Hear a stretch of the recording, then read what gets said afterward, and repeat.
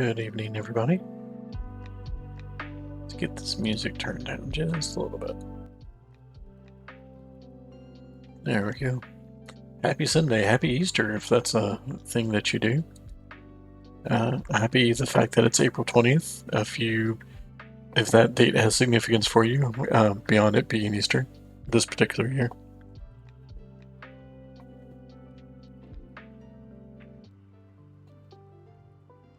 Oh gosh, it's definitely been a holiday weekend here at the house. We've had our visit from the Easter Bunny. He brought Peeps. I do not understand why Peeps are a thing. So, like, I don't want to hate on anyone who enjoys Peeps. If you do, that's great. Boy, I don't. I was reminded because I always have to. I'm always like, has my taste changed in the past year? And I have a peep to see if maybe I actually enjoy Peeps. I do not. My son does, though, to the point that he actually has several Peeps stuffed animals, which is not a thing I knew they did.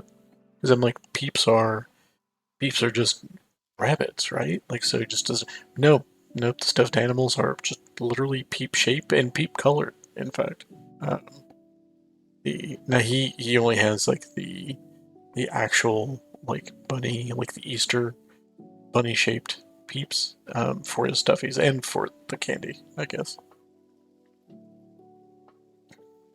So he has fun, and that's the important part. So. He had the joy of having both the Easter Bunny and the Tooth Fairy visit in the same day, or the same morning. So that's its own fun. So yeah, like I say, it's been a hectic weekend, which sounds like a perfect moment to go back and do a little more tea making with our burnt out, anxiety ridden Alta. Although she had a really huge moment last time. If you've been watching, of course, you kind of know what's going on. If you haven't, we had like a sort of a big moment where we actually confronted our personal. I don't know if I should call them personal demon, but our personal, like our drive, like Alta's drive to always be successful. That's been kind of forcing her to the point of exhaustion. So, kind of had a confrontation with her, and in the course of it, we actually 100%ed our Steam achievements on this game. I'm just going to go ahead and say it that it's one of those things where the achievements are deliberately kind of open. I am not going to interpret those for you. I will let you kind of feel that out if you go to play the game. And I honestly do recommend playing this game. It has been an enjoyable experience, even if it's been a thing that folks have like I say, Alta is struggling. It has not been an easy adventure for her, for sure. So, but rather than listen to me babble about the game, why don't we get into the game? Because let me tell you, I definitely could. I haven't been able to tell if the game music's been over top or competing with the Spotify, but maybe just barely in the background. I'm willing to bet you probably can't hear it because it gets a lot quieter on the pause menu. So, like I said, we did 100% the achievements on the game. We haven't gotten to like a roll credit situation. We do have one big task and one little task left. Let's see. Let's see what that actually is.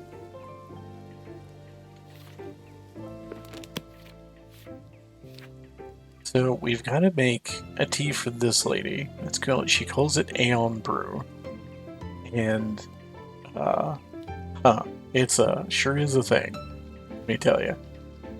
So we start with cold water. So we need a dupe shroom, a vapor sprout, a color swap puff pod, a blue loop, which I need to even remind myself what that is, a T-ball, wait 1 minute, then put in another T-ball, and then serve. So that's a whole lot of stuff. So we need at least one dupe shroom and at least 3 color swapping for puff pod. I also need to see. Okay. We might. No, I don't think we have a puff pod yet. So it's a blue and 3 pink. I'm pretty sure we're good on that.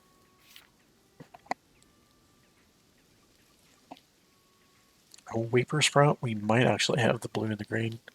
I may just build all these from scratch though. So right now we need 2 blue, 3 pink, and 3 green.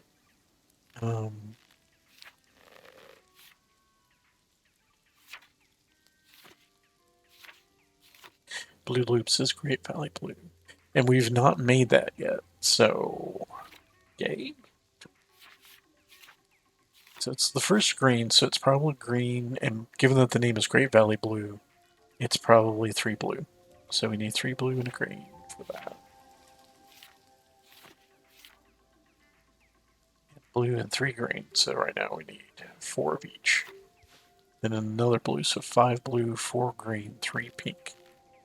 To be able to do the stuff we want to do. And I'm pretty sure we have plenty of seeds.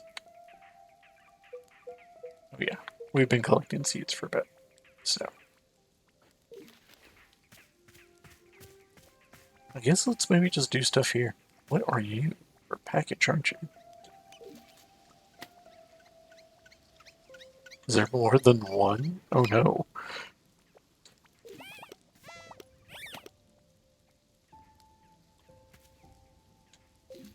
Is that anything else? No. Alright, let's go turn these into the post office real quick. Just gonna let him run around with that seed and not worry about it. Oh. That monster. Yay, look at me! I'm still kind of glowing and stuff. You sure are.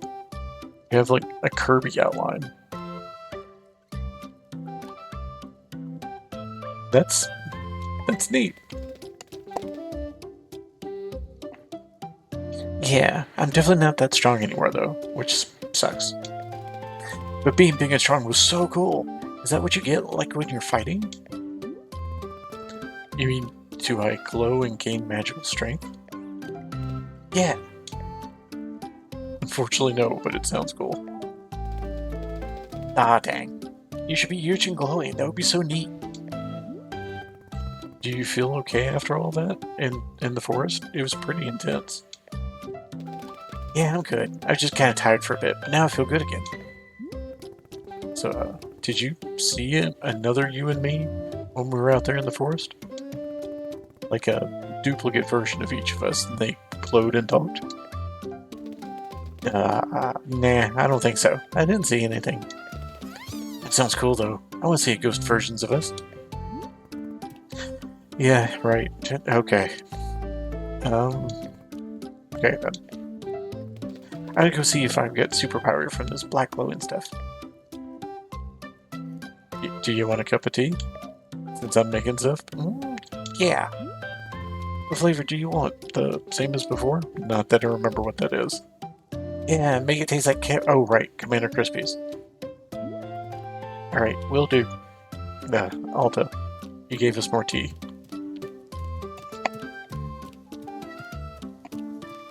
Alright, let's maybe get the tea we're working on first. I went the wrong direction. That's alright. Yeah. We do also still have to fill the pots up. Oh, let me take care of you. Come here, you. What do you have? Come back here. Chop it. Drop it. Drop it. Huh. There you go, kid. Well, that was fun.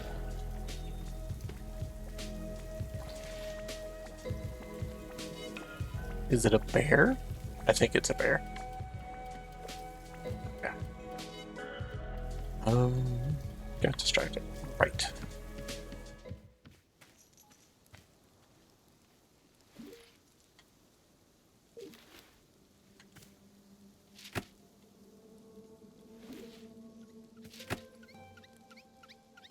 Alrighty. What's I need to deal with? No. My other trees are out here for her stuff, so I should be able to take care of that then.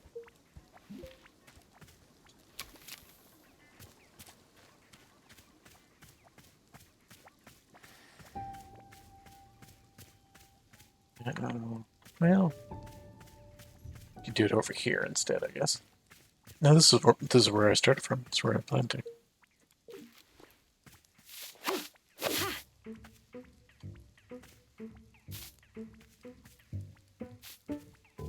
Okay. Well, it's the other thing we should do is do some mushroom hunting.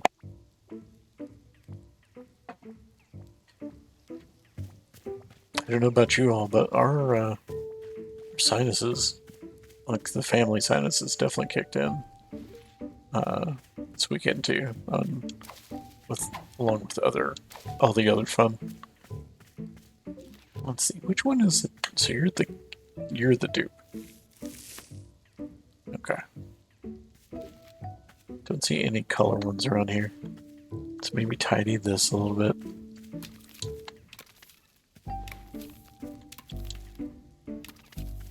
Given that we have a mountain of these things. We've been in this particular map for a while, so any of the things that can spread like these guys definitely have had a chance to get a workout.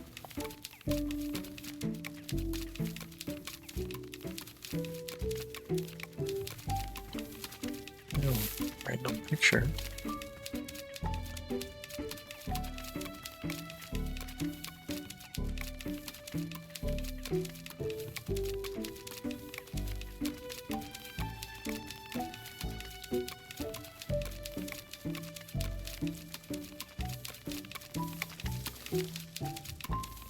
This is still a very cozy part of the game for me. Just doing a little bit of tidying.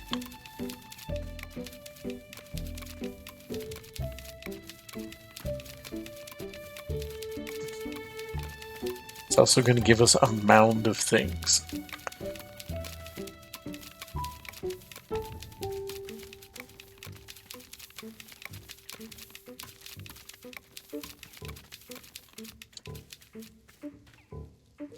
Nope.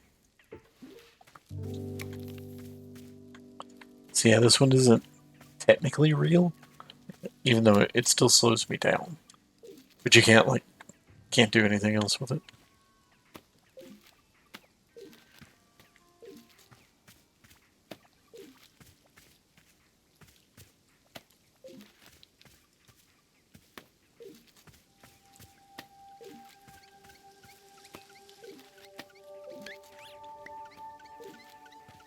All right.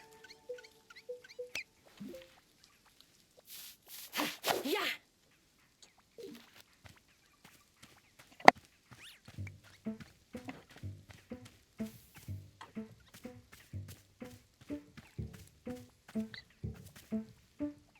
Okay, let's see what we can do with what space we've got here. You know we need a blue. Surrounded by 3 pink.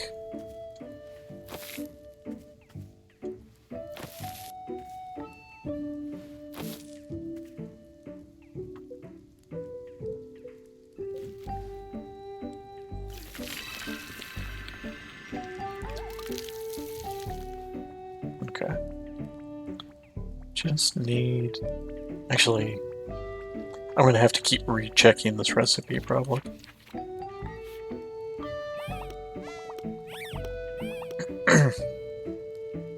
Yeah, this is the puff pod, right? Right, so I need to color swap this one.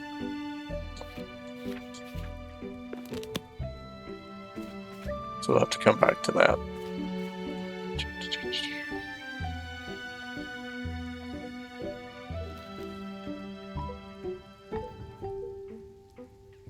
Let's see.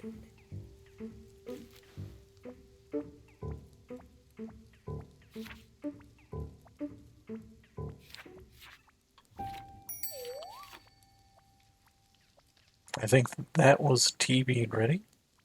Blue surrounded by green, and then green's theoretically surrounded by blue. So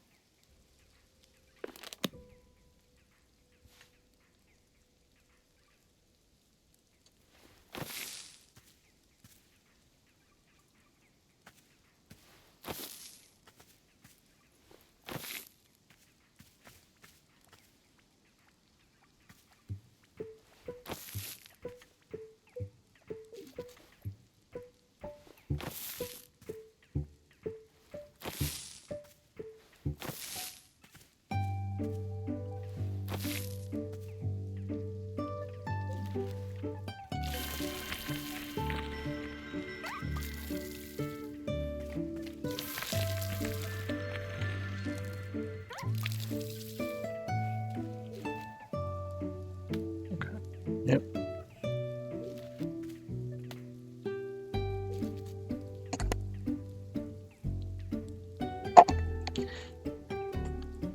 Apologies, I do feel like I probably sound like I have a frog in my throat at least half the time right now. I'm drinking a little bit of coffee to help with that, although I might have to get some tea on break. Almost did the thing where I left my tool behind again. Okay, so we need to get some color changing mushrooms to deal with that guy.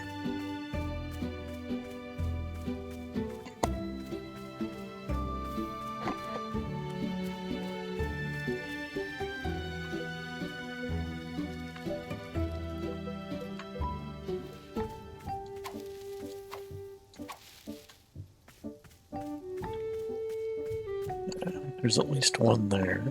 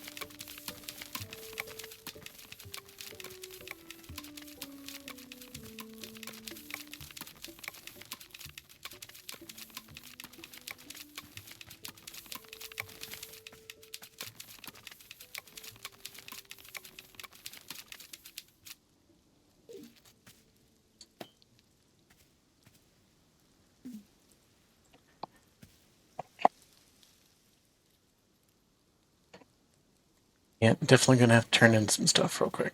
Let's see.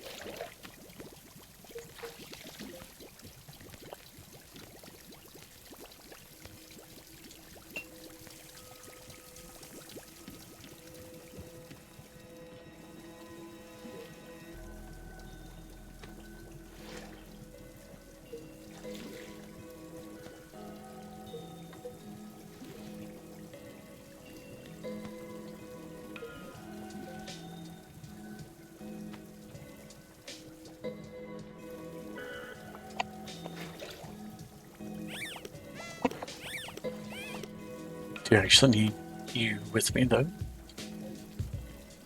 Alright.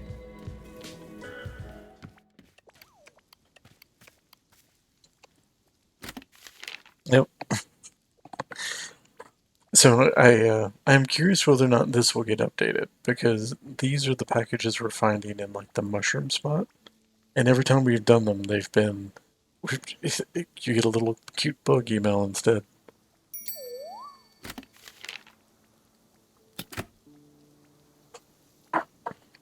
Which is funny. So that's is its own little bit of fun there. Okay. What if we need it?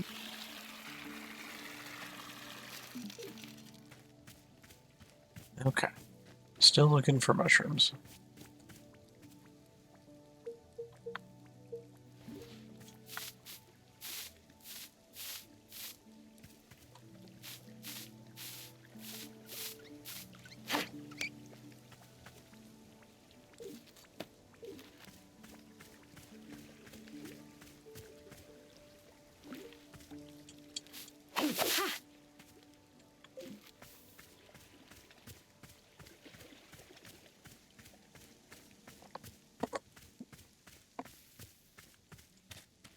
There's at least one.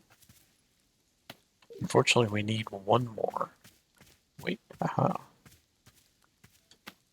Perfect.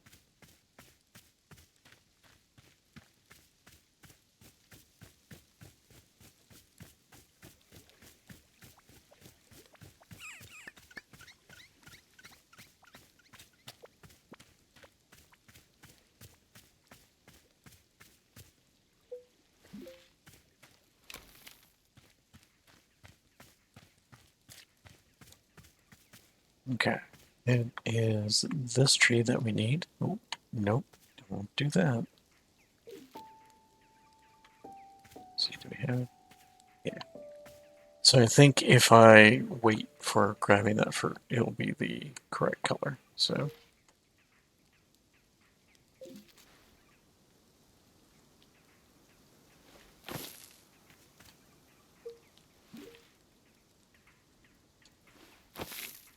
Two.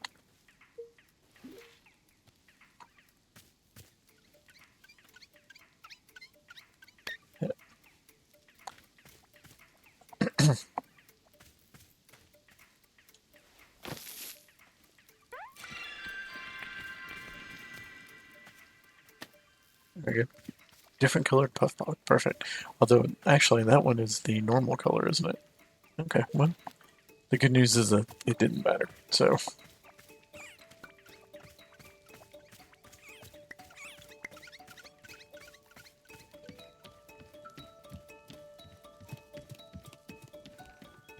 Alright, let's go get us a...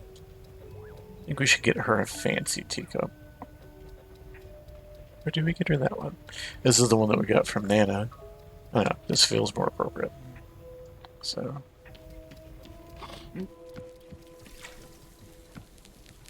Okay. Water. Oh, nope. Hold on.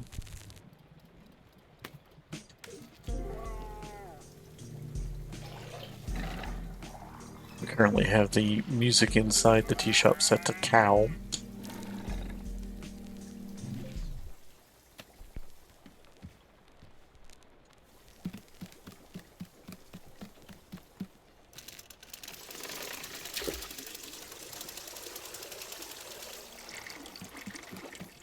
So, no heat at all. Here. We have to do these in the right order. So, get this. We're gonna... Okay. Dupe Sherm, Weeper, Color Swapped, Blue Loop, T-Ball, wait a minute, and then T-Ball. And I'm pretty sure you have to do it in that order. Dupe, so Dupe, Weeper, Puff Pop, Loop, T-Ball.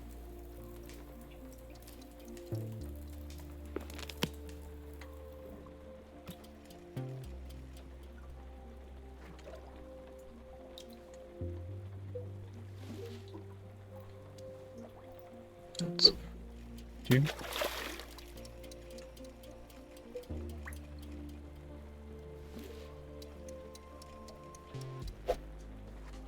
Paper.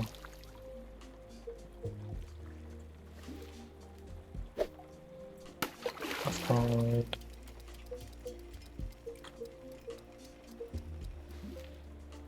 Blue loop.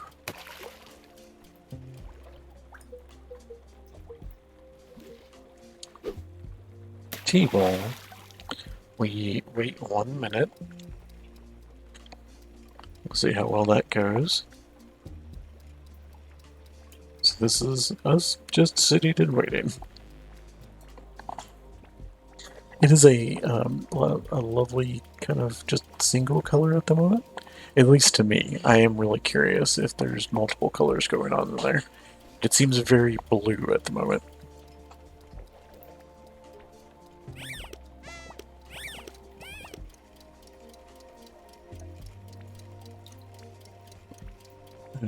I have honestly enjoyed the tea making in this game, and it has not been terribly, like it hasn't been like rough to do.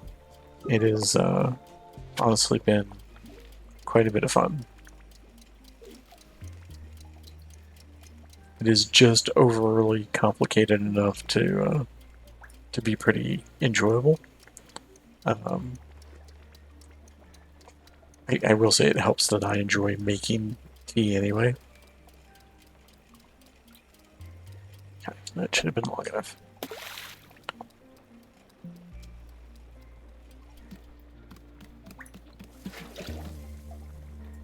Right, and kick it.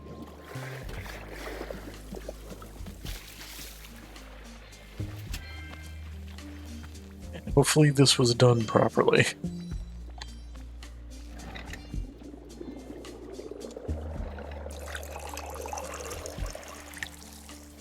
Oh, look at that. That is actually a really pretty shade. Okay. Now where's our friend?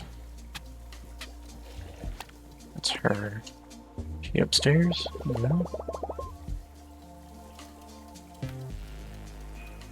That's her, I think.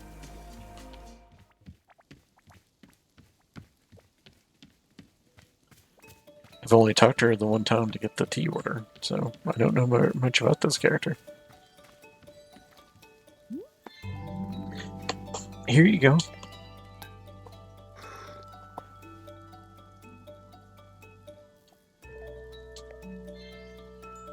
Ja, never been so loved a brew as such. Aeon Brew it does, some. You're welcome. Welcome indeed, an easy blessing begotten heavy minds.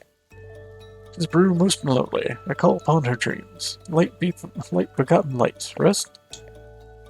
Very most grateful for it, love.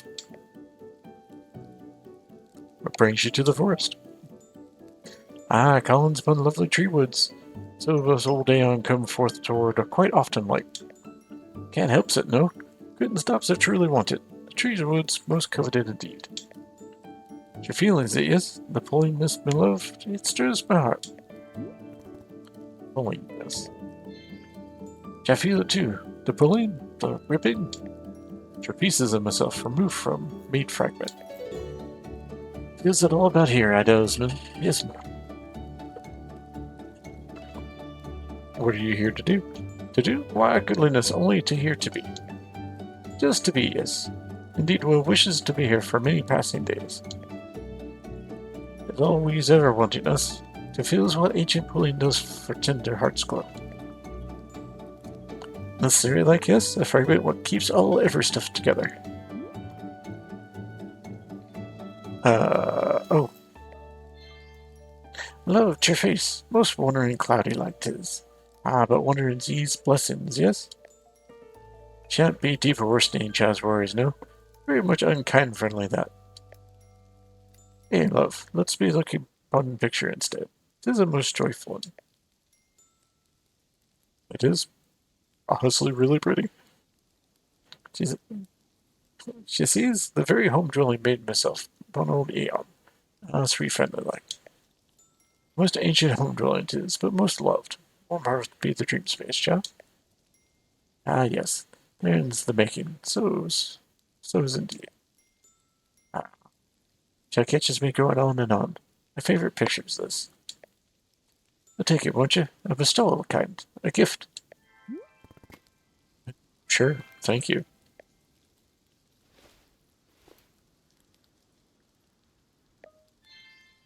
Dreams, my love. Dreams are ethical. Lovely sweet may they settle in chicken. Sure. Put it that way. I am convinced that the developer of this game was like, people are going to stream this game, and I'm going to make them say ridiculous things in the spirit of having fun with it. And honestly, I'm here for it, even if I'm not the best at it. All right. As with all things, we need to actually test the tea. Although before we do, let's put that picture up. Like it needs a sort of place of honor amongst all of our stuff here.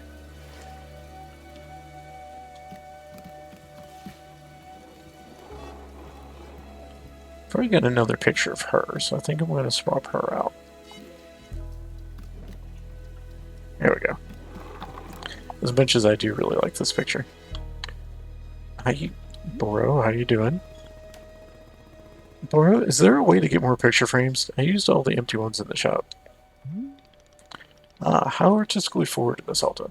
Perhaps a museum curator is in your future. But to answer your question, no. Boro's not having any more picture frames. Very sorry. That was the radio barfing. I think maybe literally. I'm of course acquiring them whenever I can, but picture frame salesmen are not often wandering these woods. Can you perhaps settle for just the number of frames we currently have? What do I do with my other pictures? Again, with great apologies, Miss Alta, you may not be able to use every picture you're finding. Perhaps it will be a little exercise in choosing favorites. Yes, select a few photos which will call out deeply to your soul. Personally, Boro is so indecisive that I can never pick favorites. That's why the frame were all empty when you arrived. But one day, I will be getting over my artistic decision paralysis, surely. Yes, it is not too late for a museum curator to be in my future as well. What's funny is we've been struggling with picture space for a while.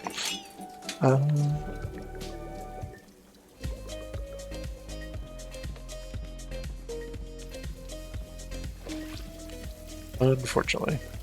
Like, we have just random pictures, like, everywhere.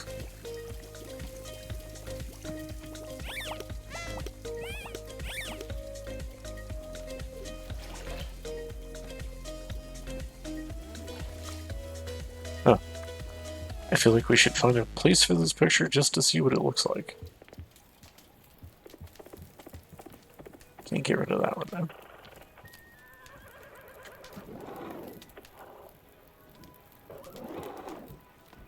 And I feel like we've lost a frame, though.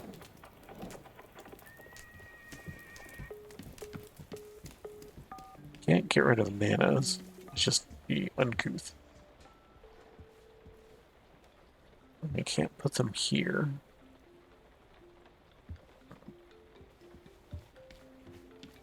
Let's at least see what this picture looks like. It's kind of neat.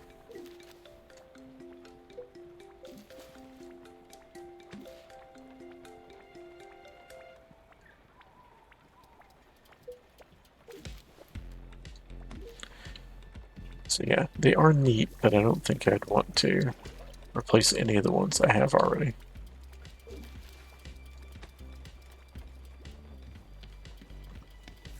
Okay, we're pretty close to filling up these too. I should do that too. Got one up here. We've got at least two more we need to do. We're going to go grab some extra plants to put in the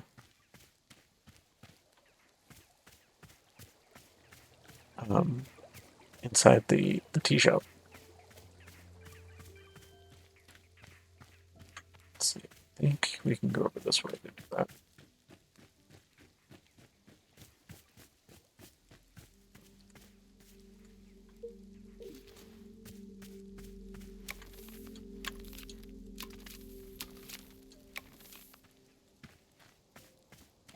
Yeah, we have some over here. Actually, can I pick you up?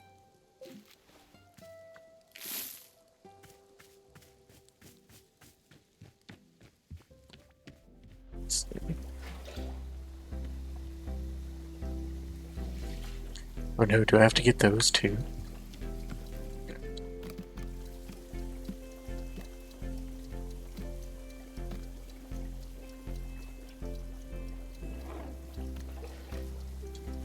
There we go. That's gonna be awkward.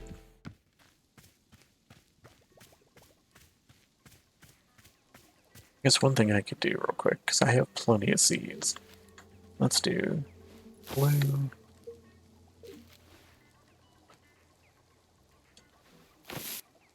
Green. I already have a couple of pinks in the house.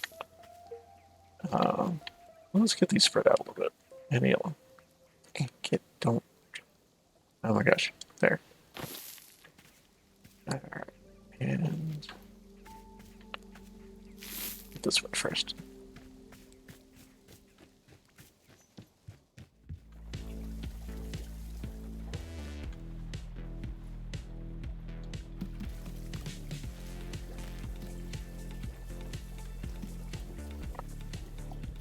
Yeah, it is hot, right? Nope, you're right. Almost had it. A little bit fiddly. There we go.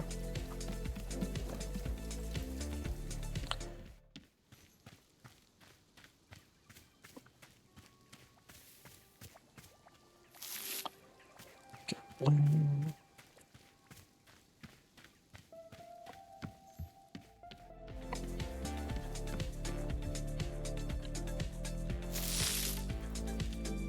Very much a letter of the law sort of thing here. We're just trying to fill the big pots to have something in each one.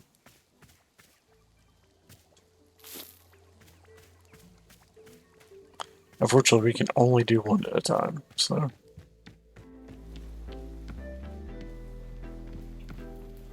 See if we have any. Oh yeah, sure do. That one's filled. That one's filled.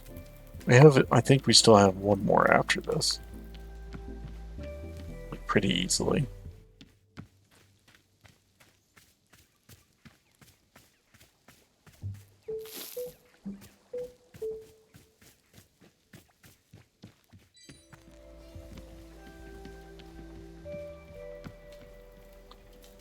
Let's see, that one's filled. That one has one. That doesn't. We don't have to do the small pots, just the big ones.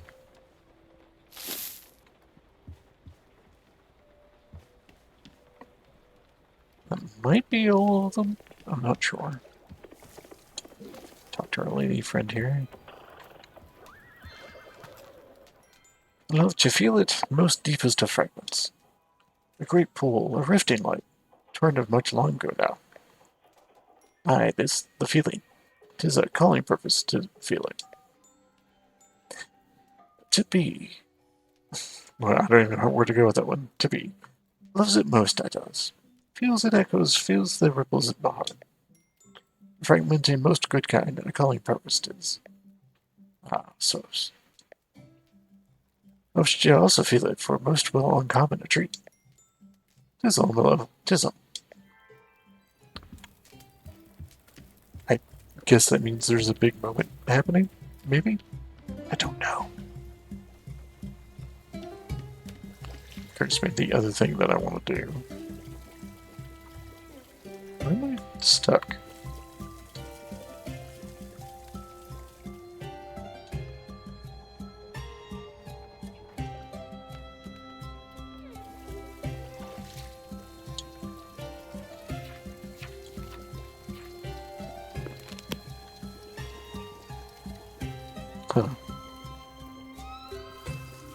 Huh. I'm literally frozen in place. I can't move.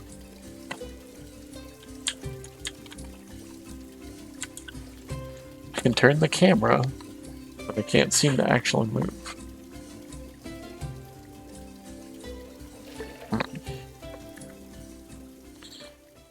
Let's save and quit and see if we can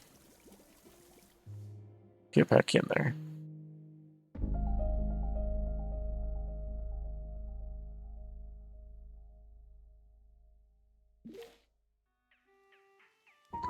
The good news is whenever you save and quit, it's effectively an unstuck because you always come back here. I don't know what happened there though.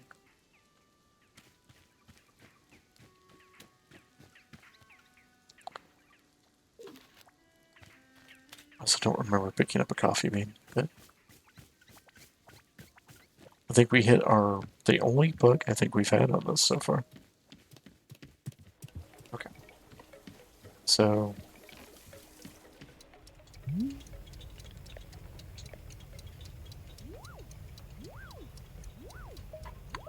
okay. So we definitely have at least something else to like okay, we have a lot of coffee bugs.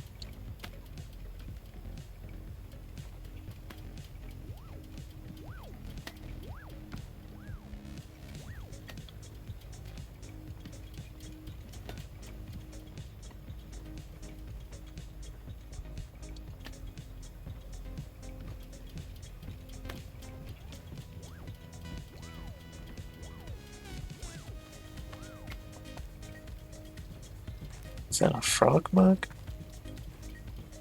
Yeah. You have to save that one for monster.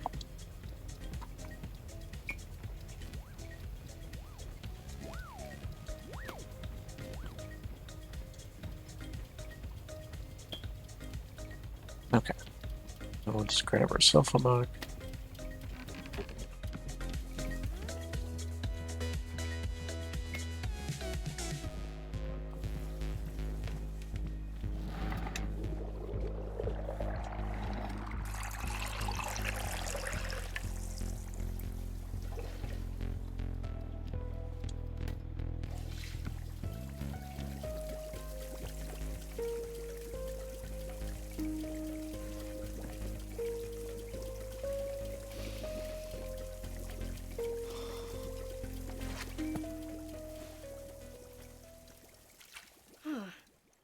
Interesting. It kind of sends these weird shivers all over your body. But it's not unpleasant. It's sort of, I don't know, invigorating? Like I could stand up and dance or something. Yeah, okay. I can see how you'd use this in a big ritual. It's making me a little jittery and ready to move. Weird. Wow, and now the feeling is just totally gone. You need to keep drinking the stuff pretty regularly to make it through a whole ceremony.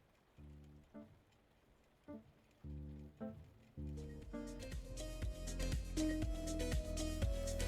do really appreciate that we get to try all of our customers like weird, like extra drinks to get an impression of what it's like. You come here.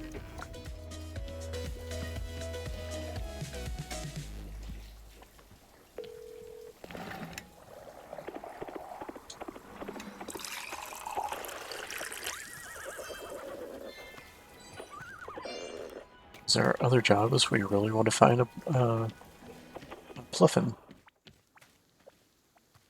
I think you'll do nicely.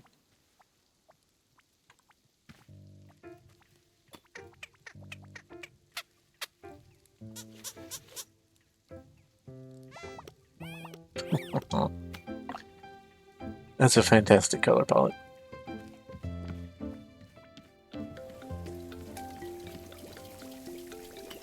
Okay, so that's empty. We need to look for another plant that I can pick up real quick. Probably have one around here. Oh my goodness. Oh, hold on.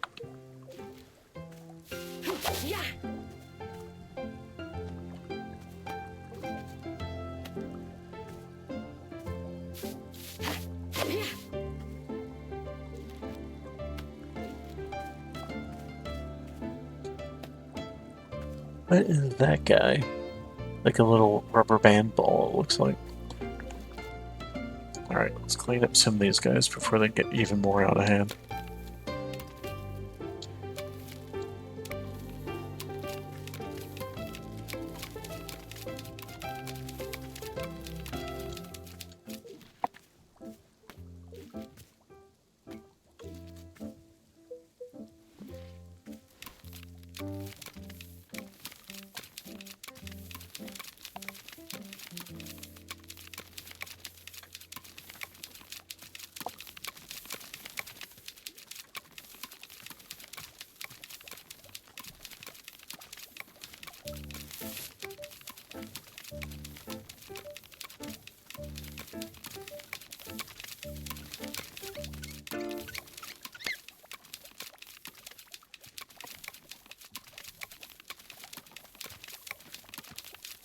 It's definitely one of those things where I'd rather have like the trinkets kind of lying around than these guys spread everywhere.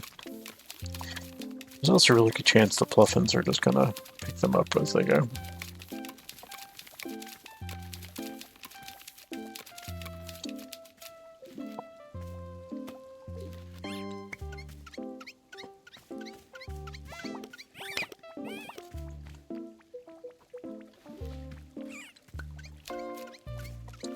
So I have been giving a lot of thought too about what the next thing is that we should do after this, and I'm not 100% decided on that yet.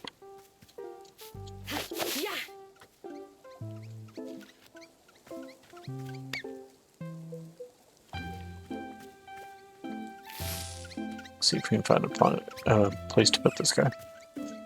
I assume we don't have to put them on the outside too, but maybe we do. Like on the deck and whatnot. But let's see if we have any more. Oh, we have at least one more. Okay.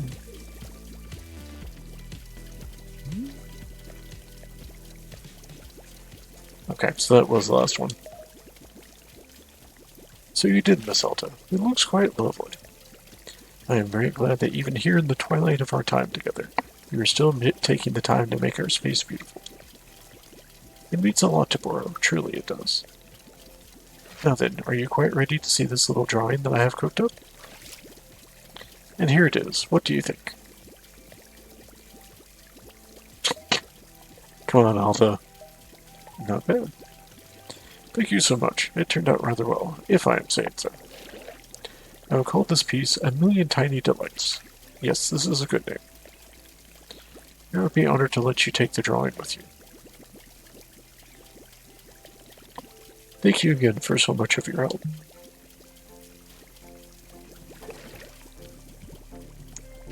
I feel like we need to put this also in a sort of place of honor.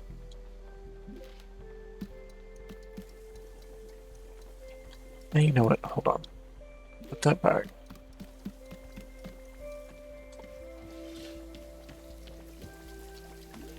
Swap that there.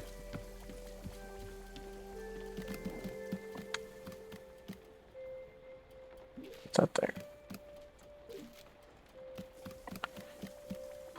Perfect. Yeah, that works really well. Okay. So, to make the tea that we need to make for Monster, I have to remember what we did.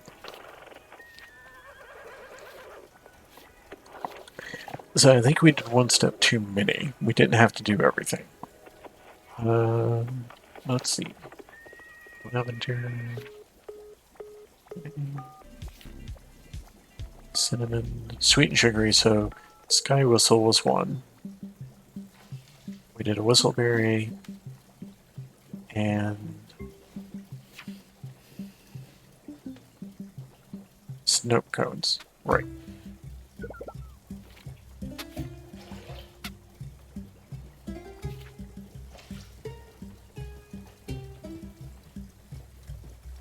Just trying to check and see if we had another option. No. She said she just wanted the same kind, so we'll do that. So we'll Do the sky whistle. And snow cards. Right. Is there another thing there? Just making sure I haven't goofed this and done a different thing.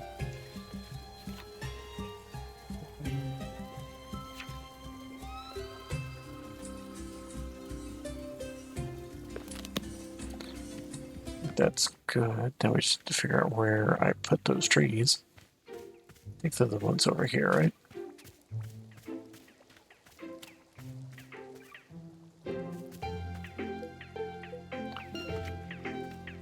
Yeah, these guys aren't the right ones. I may have to replant them just for the sake of having it done.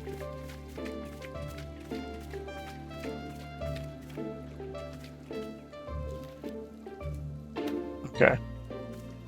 It's getting a little weird that it keeps regenerating packages.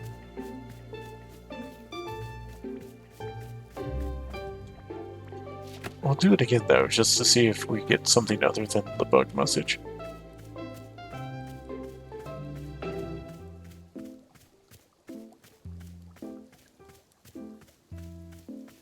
You're a different one too. So anyway, we'll just redo these rather than mess with it.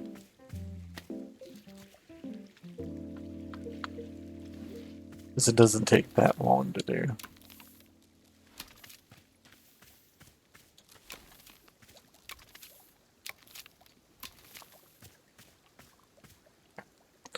So if we do go ahead and redo them. Nope, too far.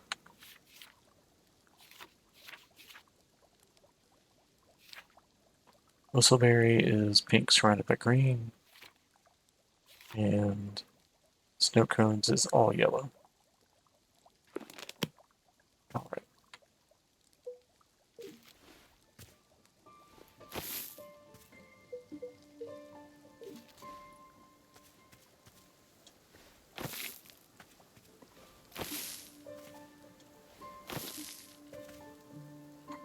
Now we've got a yellow plant here. Let's just do that.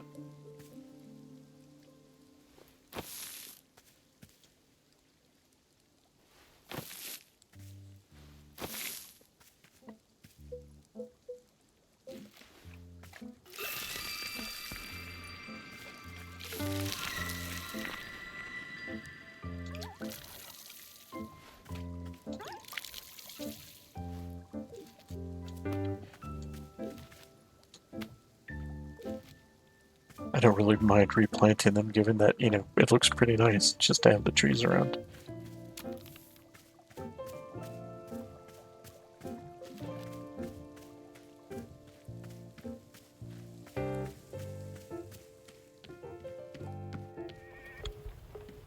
We didn't actually get this plant?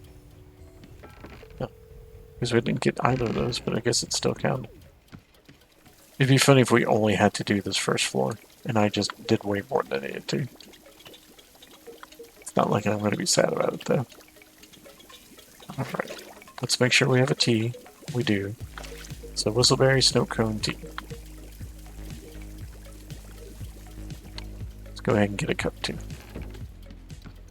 Do you think we'll give her the sort of cute cartoony cup up here?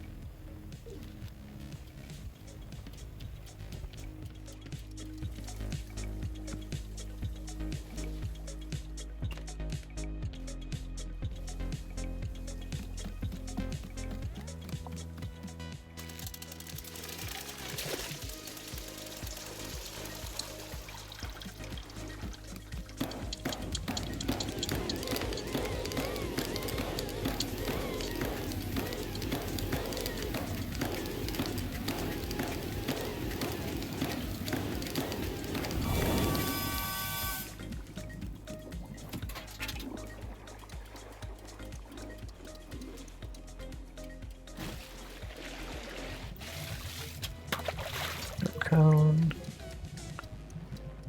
Whistleberry. Deal. Perfect.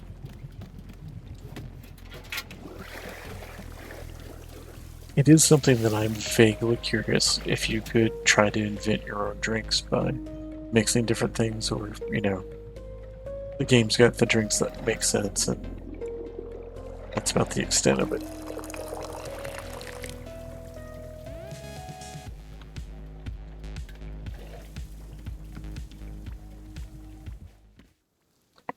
There she is.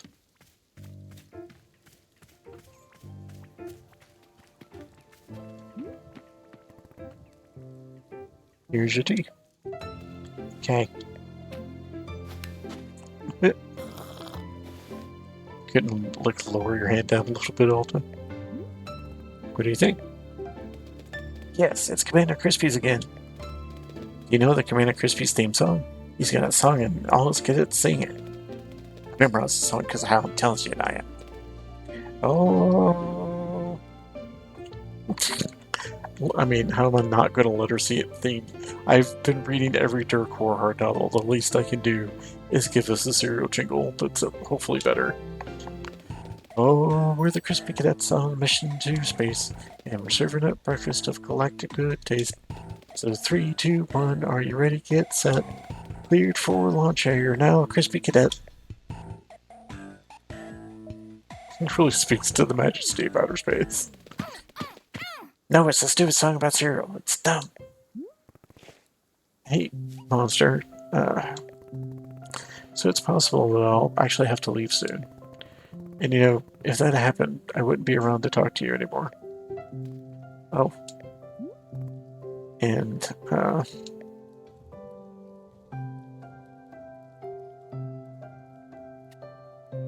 you're going to be okay even without me. Because, like, you're actually strong. You're stronger than you think. And you don't need, like, combat information to be strong. You're good all on your own. It's not about me, you know. It's you. You're good. Does that make sense? Maybe. I think so. Where are you gonna go? Home, I think, but I'm not sure. Is that good? Do you want to go home? Yes. I wanted to go home for a while now. I feel ready. It's what I need, I think, for me. Point is, sometimes people say goodbye and it's okay, right? Does that make sense? It's not about you. You're good. You're good, okay? I'm good. Yes, exactly. You're good. Okay, yeah, I trust you. What is it? Nah, it's nothing. Okay, I gotta go. Alright, I'll see you around.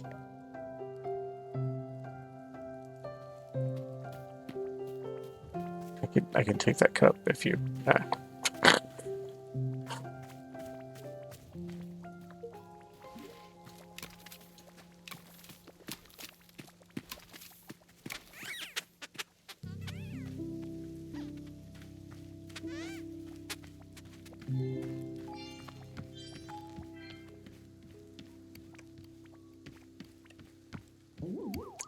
if there's any point in me drinking any of the cereal drink, that's just, we've already had it. But we sure could have a Pluff and drink it.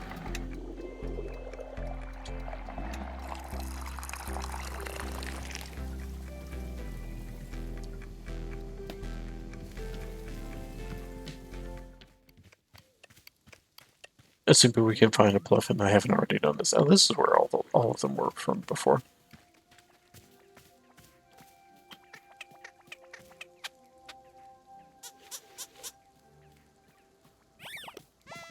Perfect. Some tidying to do here. Yeah.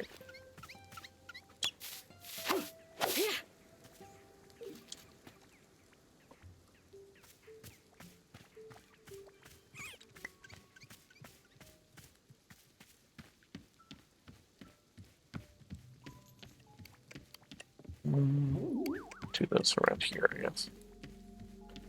Set it on this table. Don't really know what that's supposed to be. Is it a geode? Yeah, I guess that's what it's supposed to be. Although it looks like weirdly, like vegetable-y. I realize that's not a word, but yeah. So I think it's a geode, except for unless it's like weird forest plant geode instead. You don't have anything to say to me. I guess we just have some tidying to do right now. Because I don't think... Yep, no request.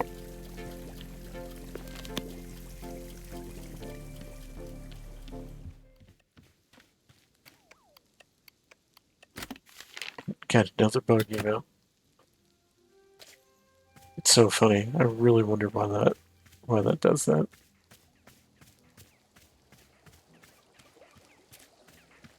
She doesn't have a prompt, but I'm curious to talk to her.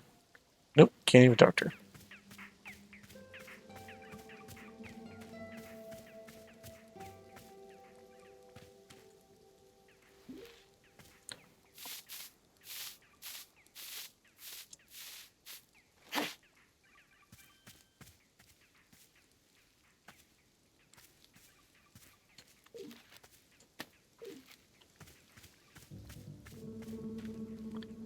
Double check and make sure we don't have anyone waiting on us. Doesn't look like it.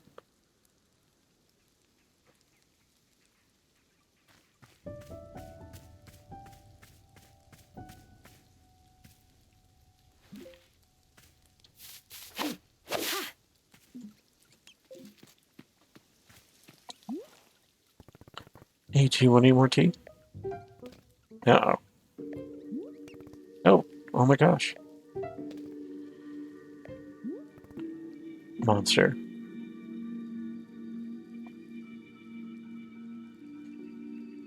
I really enjoyed spending time with you.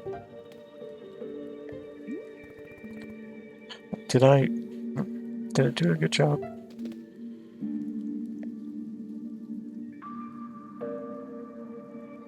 I hope to see you again.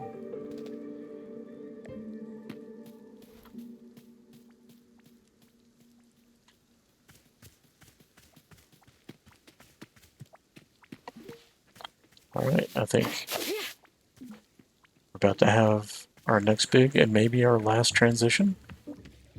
I'm curious to see what that's going to be like. I'll tell you what we're going to do.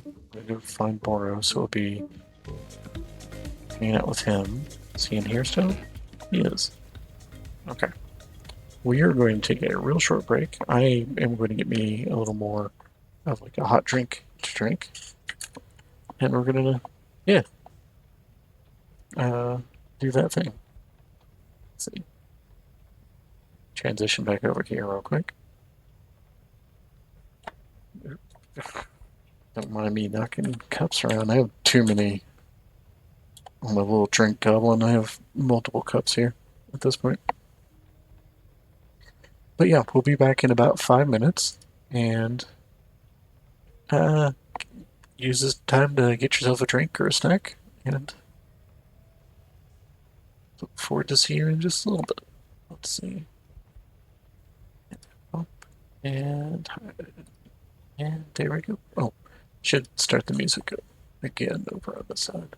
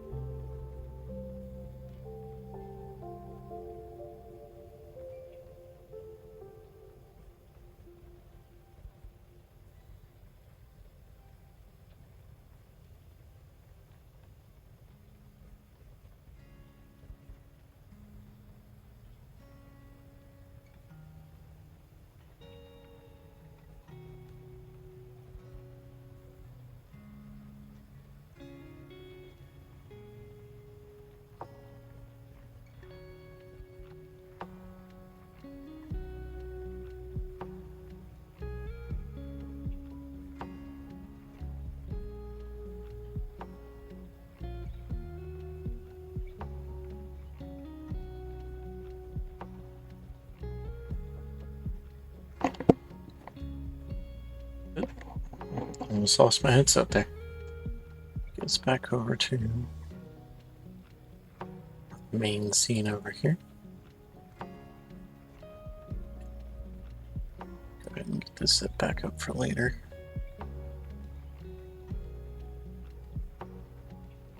There we go.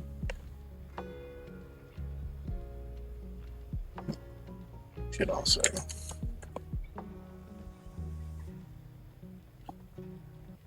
there we go. Make sure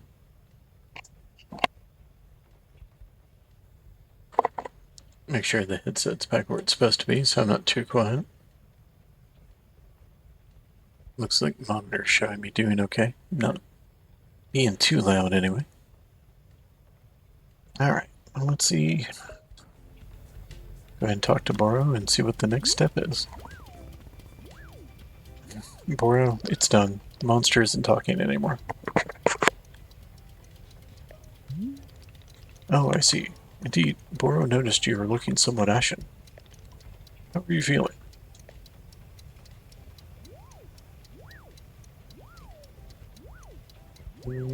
I'll say this one.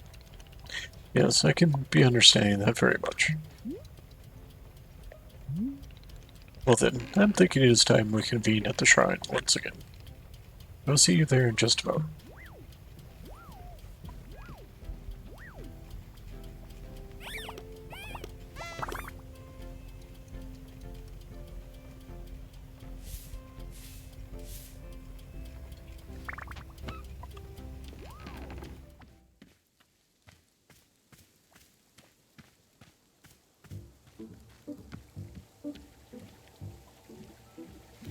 Can't have the area around the shrine be messy.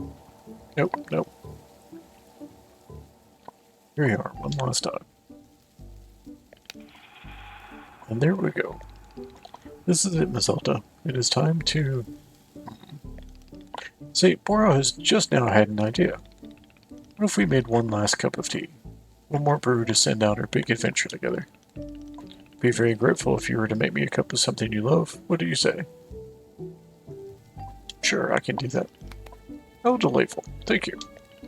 Please bring whichever flavor of tea you prefer. I am feeling most amiable right now.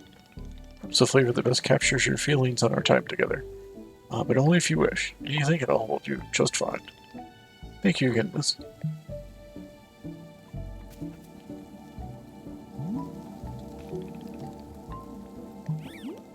Yep. Bro, you're leaving like a pile of leaves, like right there. There we go.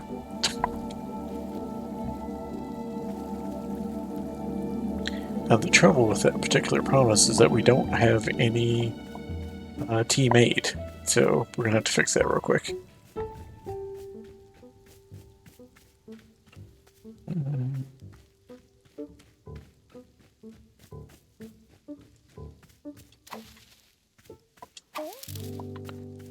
Okay, let's go turn these guys in so they can start drying.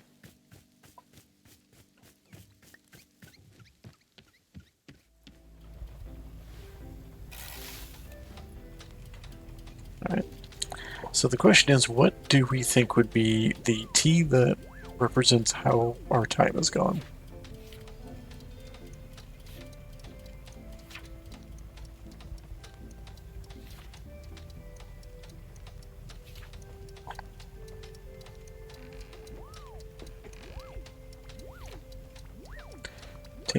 So yeah, so I'll actually read these aloud. So we've got mint, consuming it reminds you of those who have wronged you. We've got tastes like the origins of the planet itself, makes you nostalgic for something you've never actually experienced. Nesperi, taste that's impossible to quite to place, no matter how hard you think about it. Known to infuriate some. The wafer wheat does wafer sprouts, bright and tangy with hints of lavender, enhances one awestruck amazement at the vastness of nature. Being Vreedle, savory, nutty, full body compounds cause a burning sensation in the feet, assuming it ages you by a minute. Azzy fruit tastes like the day you first met your best friend, tart, sticky, and high in caffeine. Melon, overall, I will say, by the way, Azzy flower, a definite. We have to grow that because we don't have any Azzy flower right now. Overwhelmingly potent, taste rich with cinnamon, causes temporary amnesia if you drink it too fast. Sky whistle we just made, sweet and sugary. Makes you more likely to miscommunicate on an important piece of information. Seems like a good one to not do. White berry, completely tasteless. Time of innocence. Wailing fruit is taste of ginger, while warm leather. Consumption tends to make one overly confident in their ability to do math. Step cones is the what you frequently ate for breakfast as a child. Painted gourds, tastes like ice cream. Give the sensation of being higher social standing than they actually are. Blue loops. I'm not sure we've done just blue loops because I've just recently made it. The fruit of regrets. Eating it makes a person more likely to confess to their mistakes. Tastes like apricots. Sweet melons.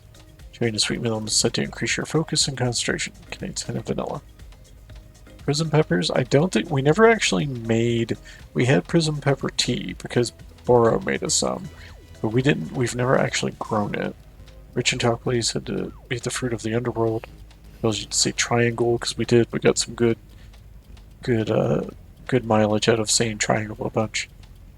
Ghost fruit fills one head with utterly fabricated names of popular songs.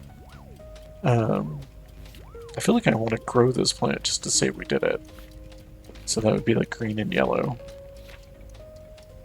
But I think what I would want to do is do Azzy flower, which is a bunch of pink, and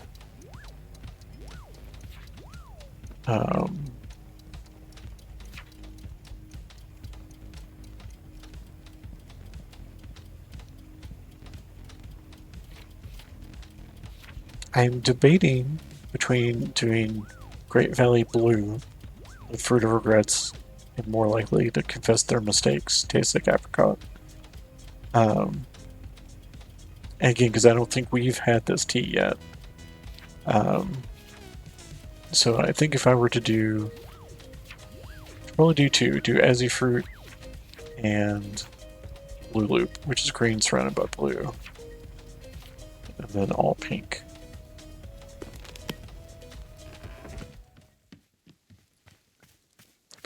And we're just going to grow them again because honestly, why not? So we've got green,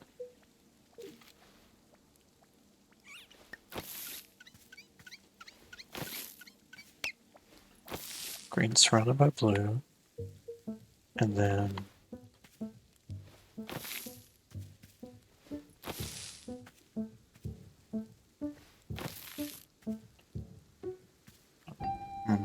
oops, did I give that? Well, here.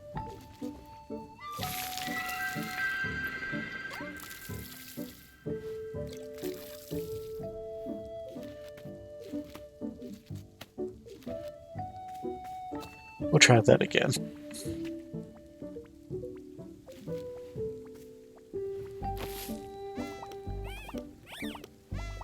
That's straight across. Oh, that means our tea's ready.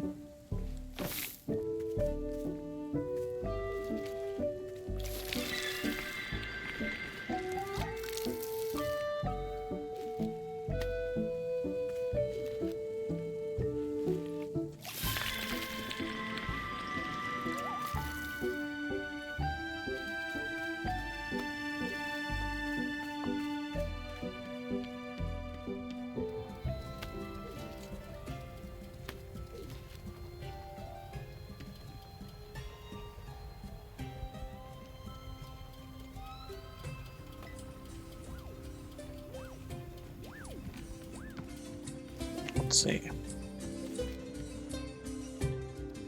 Yep.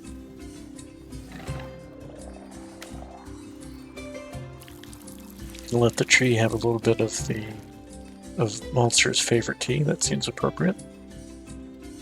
Let's go put this in the dishwasher.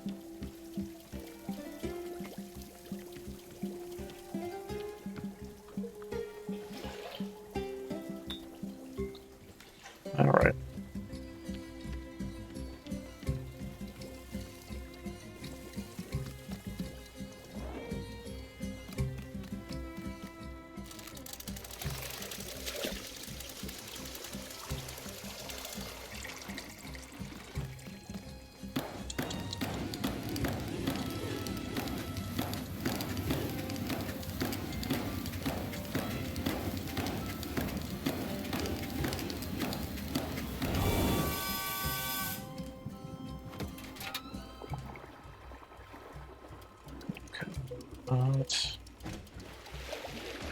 Azzy fruit. And our blue loot. And our tea.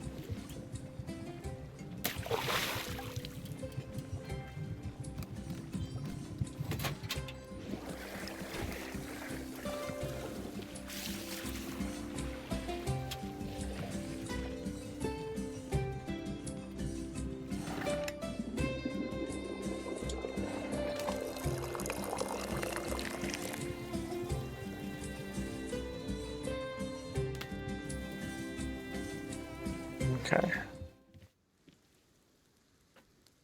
There you are. And here it is.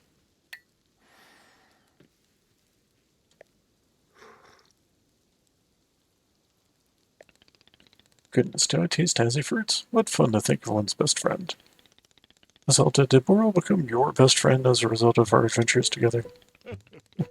Probably not, but I am hoping I climb the friendship ladder a few rungs. Zelda, thank you so much for the drink. I am grateful for your presence and your effort, as always. In fact, being here with you now, at the end of it all, well, I must say, it is a strange and wonderful thing. No customers asking for tea, no tasks that require doing. Just us in our tea shop. Isn't it a peculiar sensation? Everything goes quiet. I know how much Miss Alta enjoys excitement. Perhaps you might stay here and enjoy the silence with me for a bit. Stay here and do what exactly? Well, that's just it. There's nothing in particular to do. You could decorate a bit if you still felt like arranging some of our mini plans. Maybe there's some photographs you wish to capture, or not. Might meander around sweeping up leaves or feed the puffins. Or perhaps you wish to make Boro another cup of tea. I'm always enjoying that very much. And of course you can be making a cup of tea for yourself, to sit and enjoy. Are there any flavors of tea you've not yet tried? Now might be the time to try a few. But Miss Alta, these are not requests or tasks. If you simply want to sit and do nothing, that is fantastic as well. I'm only suggesting a moment of pure open-endedness, if that makes sense. Nothing in particular to be gained, just existing. In fact, this is what life is like for Burrow most of the time. Nothing much happening, just existing. Don't you get bored? Yes, all the time. It is something I am enjoying, in fact. Boredom can be a wonderful luxury. Is that hard to imagine? I understand, but it is true. What do you think, Miss Alta? Do you feel like taking a bit of time to enjoy the silence? But how? Doing nothing is excruciating for me. Boro, you've seen me. I generally keep trying to slow down and rest. I want to get better at it. But then the person who looks like me, every time I try to do nothing, she forces me back into action. Sitting around all day doing nothing is meaningless if she just gets her way in the end. Ah, yes, I am understanding completely. Perhaps she is seeing boredom as an obligation, like an errand, a chain upon the neck. From that perspective, I can be quite understanding her objections to it. If I had to guess, boredom may be a difficult thing to do until she allows it. So, perhaps you can request her permission to be bored. You think she'll listen? I don't know, but to ask the question with an open heart is a good first step. And for now, she cannot stop you from simply sitting on a bench and listening to the wind. Perhaps she'll better understand the merits of boredom with an occasional demonstration. She wants what is best for you. I'm sure you can persuade her of the value of doing nothing. Miss Alta, thank you so much for your patience and your thoughtfulness. Boro appreciates it very much. You have shown such remarkable resilience. It's been a true treat to be on this journey with you. Whenever you become bored of boredom, you may of course meander over to the shrine. I feel quite certain that it will allow you to move on to the next thing, whatever that means. Once I sit down at the shrine, I won't see you again? Oh no, I believe I will see you before you go. Boro may not be in control of the forest, but I'm certainly able to sneak in a last goodbye. Do not worry, I will be there to see you out. Take your time, Miss Alta. Do not go until you feel good and ready. We are in no rush here. Okay.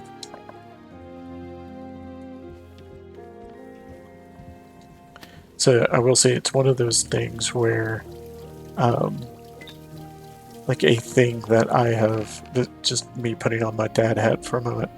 One of the things that I've really tried to teach our son is the idea that boredom is a good thing.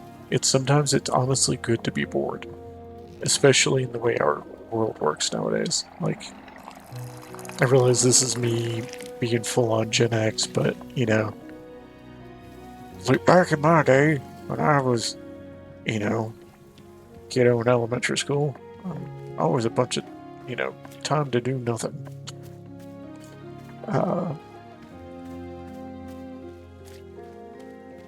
but I do, like, I don't know, I honestly see a strong value in just not doing anything.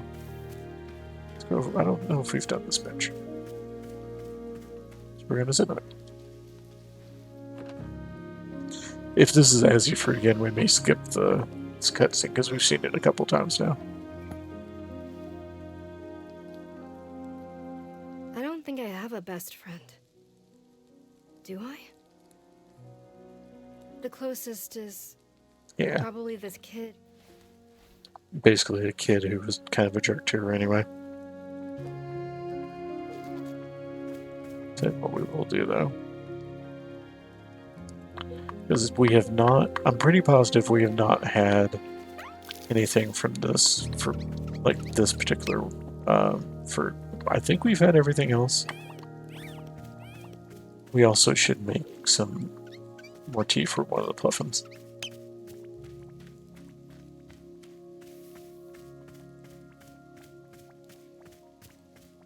I'll be honest though, I'm not really that sure how many of the different fruit we've had or we haven't. And the game doesn't really tell you.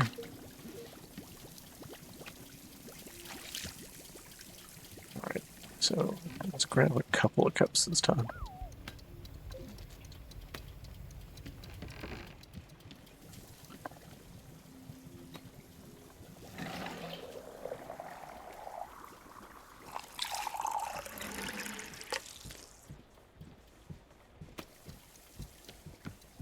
Alright, Pluffin Man. Find one of you I've not actually.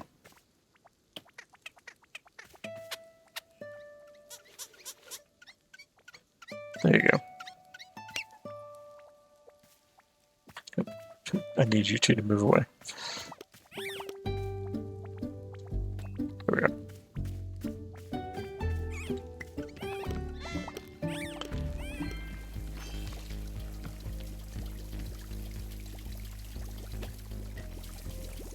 And an extra dirty cup? Oh yeah, I guess it would be Boros. That would make sense.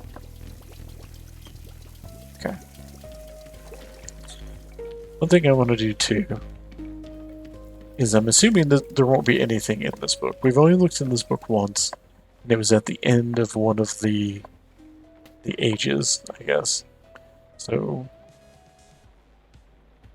and when we looked at it then, it was blank. Theoretically, it tells you like the things that you're supposed to do. And of course, still blank. Not necessarily surprised. It's a thing I could do too.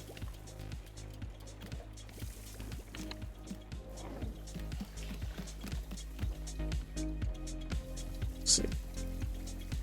Let me go put you up with the others.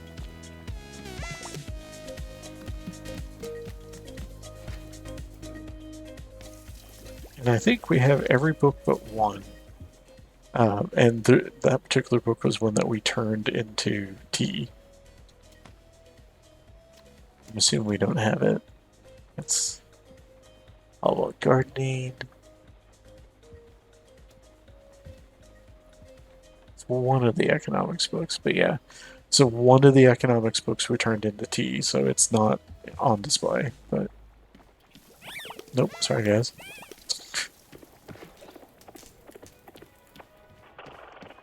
Okay. So we will go ahead. Make sure we have what we need. Yeah. Have we done a puff pod? Unless I don't know. I guess that's the other thing we can do. We could make, because the other thing we could do is we could make coffee instead of tea for maybe the puff pod. Have we had the puff pod is the question. What is the thing that puff pod does? Or sweet lime, prism peppers. We should also actually grow a prism pepper, which would have to be green surrounded by yellow. So we'll do that here in a second. Puffball tastes like the origins of the planet itself, nostalgic for something you've never actually experienced. I honestly don't know if we've done Puffbot, so we're going to do that with coffee. And then we'll have a couple of different things we can do.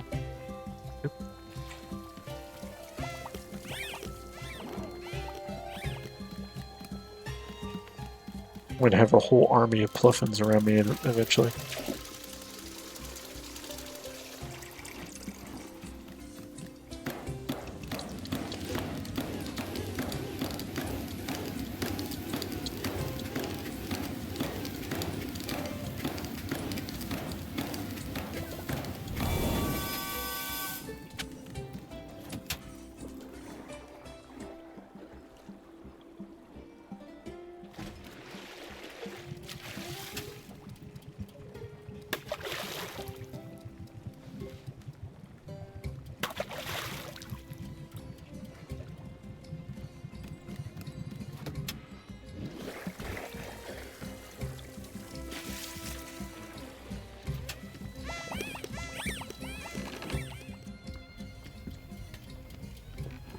See what this tastes.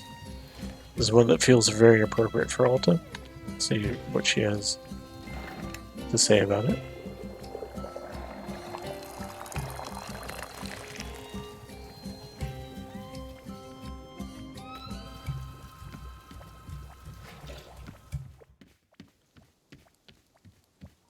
It's kind of fun that Alta won't like stand at a table and drink. She will definitely always go to she has to sit down to enjoy her tea, which I appreciate. I'm often the same way. Speaking of which, I'm going to have some of my drink while she has hers.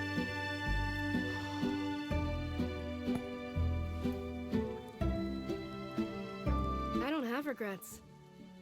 It's actually that simple. My experience is that people who hold on to regrets are looking for a way to punish themselves. And so I just don't... Like, here's a good example. When I was coming up as a respectable fighter, a young guy came to me and asked me to train him. I agreed. And subsequently, I put this kid through the most intense training regimen anyone his age could ever be expected to do.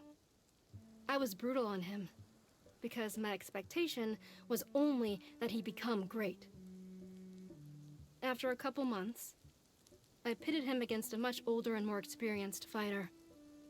Someone I knew had the potential to be reckless. I had this idea that it would bring out something fierce in the kid, awaken a fire in him. It was a disaster. The older fighter broke 2 of the kid's ribs and put him in the hospital. He never came back to see me after that, and for a moment, I felt some kind of regret over it.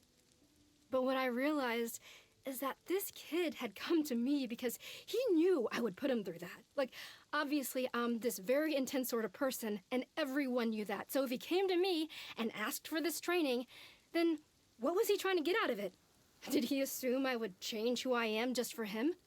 Here's what I think, okay? I think he knew that being a fighter wasn't the right path for him, and so when he came to me, he was specifically looking for something that would push him too far. He wanted, like, an excuse or something. He was looking for a reason to quit. You know how people will do that, right? Like, you can't tell yourself that it's okay to quit, so you have to go and manufacture a circumstance that forces you to stop, because if you stop, then you're a failure. But if someone else forces you to stop, then it's not your fault, and you're not a bad person. You're just trying. You're doing your best, and people don't see that. They don't take responsibility and realize that you're the one who wanted it to go too far. You asked for this because you wanted it, not me. I'm not...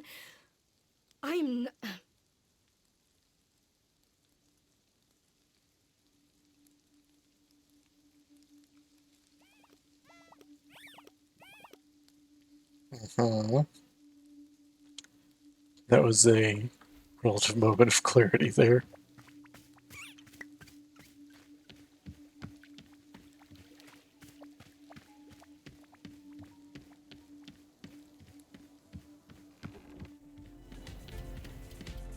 I'll be upfront, I cannot imagine what Alto would be like as a teacher.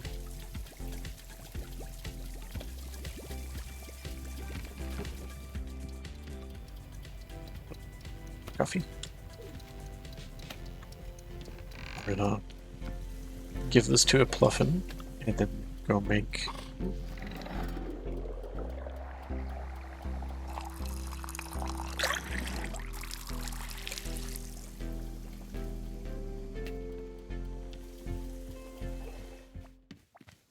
a little bit of coffee. Oh, there's one.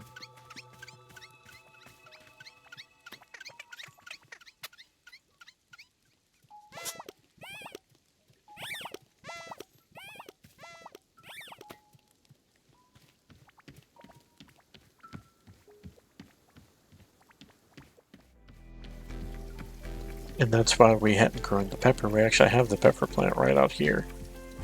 That was one of our freebies at the beginning of the season. Let's see, it was green surrounded by yellow. Can you do it in like the big pot? Yeah, looks a little awkward.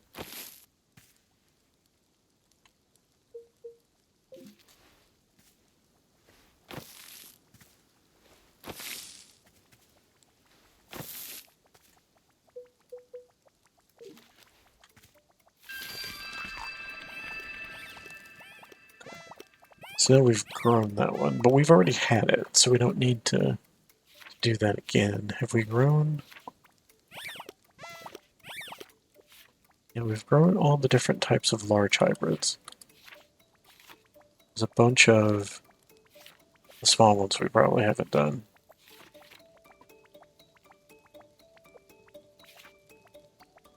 Yeah, we've done all green and pink and green. We've not done blue and yellow, which we might have enough to be able to do. And then it would probably be blue surrounded by yellow and green. So let's do that real quick, because why not? Let's be true to our roots here and try to give that a go. But I already have to remind myself what to do. Blue with yellow and green, and then pink with green, and then green with blue and yellow. Probably not going to remember that again. So let's see.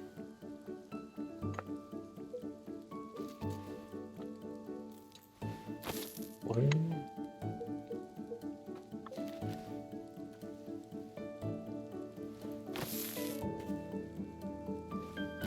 Yellow. And blue. And green. And then let's double check.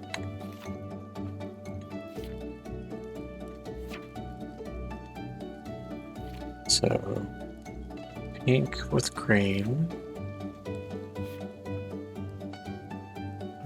Blue and yellow, pink and green. Okay.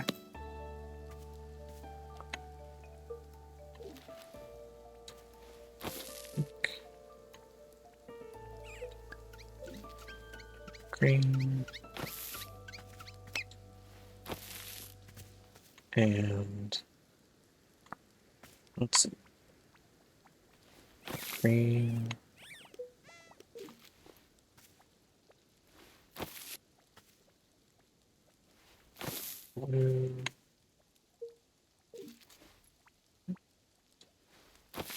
green with yellow.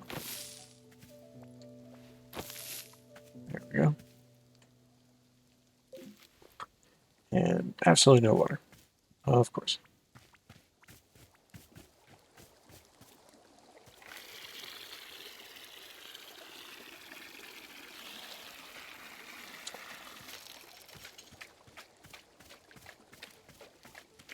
Let's see. That's a fun one. It's sort of like an artichoke sort of look to it. Lobby one.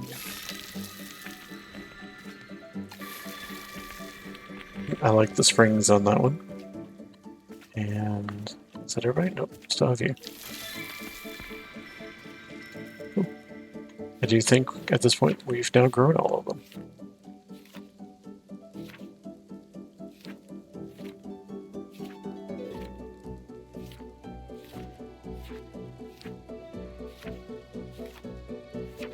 Yep.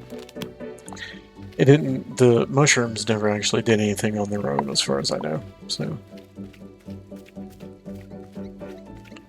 that away.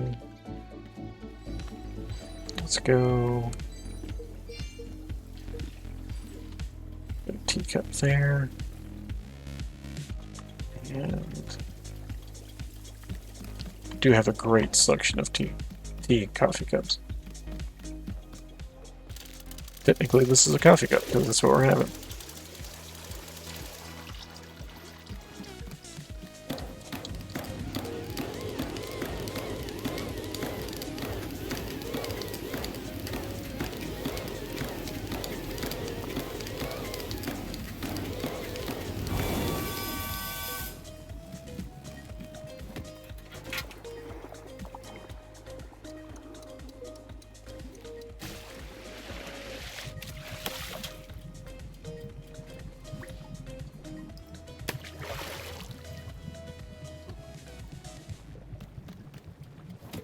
I need 2 stronger tea. We're not Nan.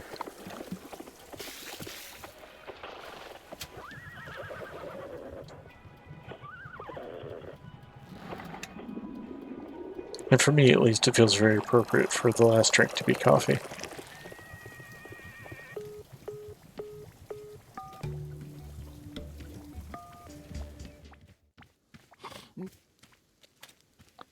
Let's see, where is our...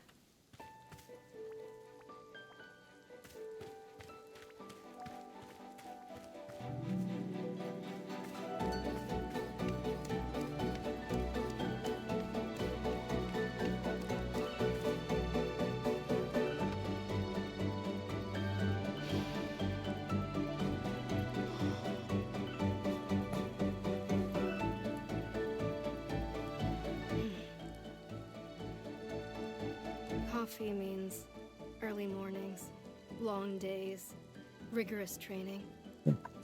Coffee actually overrode the fruit taste to it. Starts a motor running that can go for a long, long time. Oh, we've done the coffee one multiple times.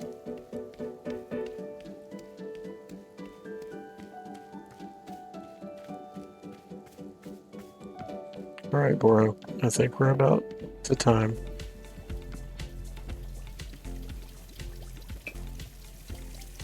Time to go visit the shrine in one last little bit. I think we've done a good job of decorating and leaving our mark on things.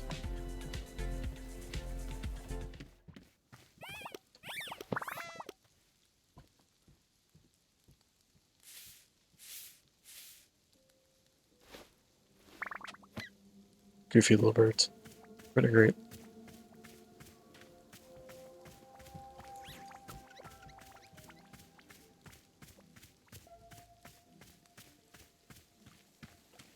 Right, I think it's time.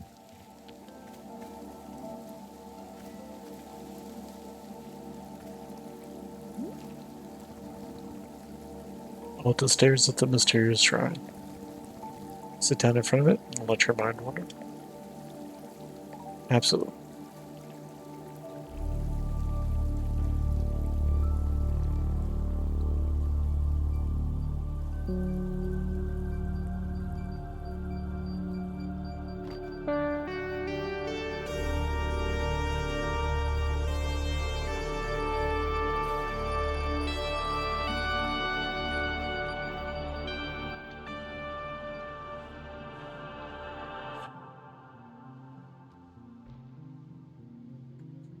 Hey, are you there? Can you hear me?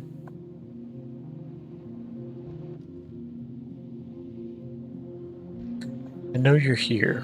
I can feel you. Could you trust me? Please. I want to earn it. I want to earn your trust. What do you think? Can you give me a shot? I want to earn your trust. I want to earn it. I want to earn it. I want to earn your trust. Can you give me a shot?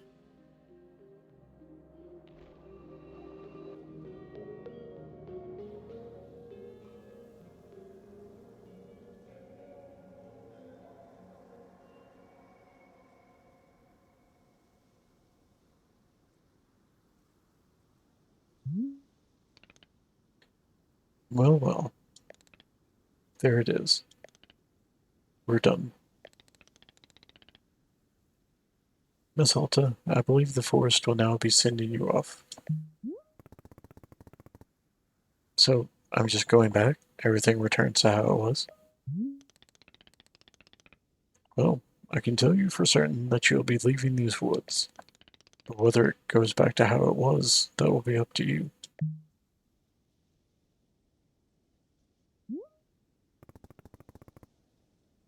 Am I going to be a fighter again after all this? Hmm. Well, from Boro's perspective, I am certainly thinking it's possible, if it's something you want. But what do you think, Miss Alta? Do you feel that you're going to become a fighter again?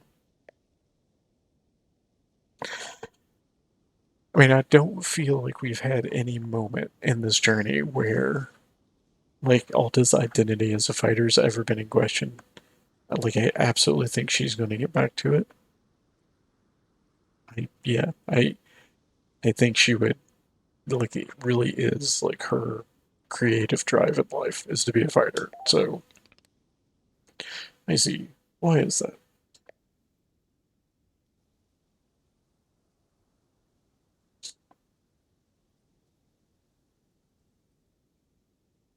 Because it's who I am.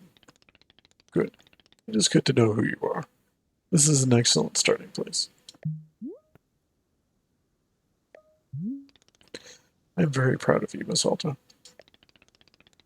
Rose very much enjoyed your company here in the clearing. Whatever comes next is up to you, and I trust you to be making the good decisions. Um, Once I leave, will I ever see you again? Well, I should very much be thinking so. But not right away. In time, the forest will always invite you back. You're a weird dude, bro. I mean, yes, but it's been fun. Miss Alta, do you say so is a joy upon my soul. Thank you very much. And I, you.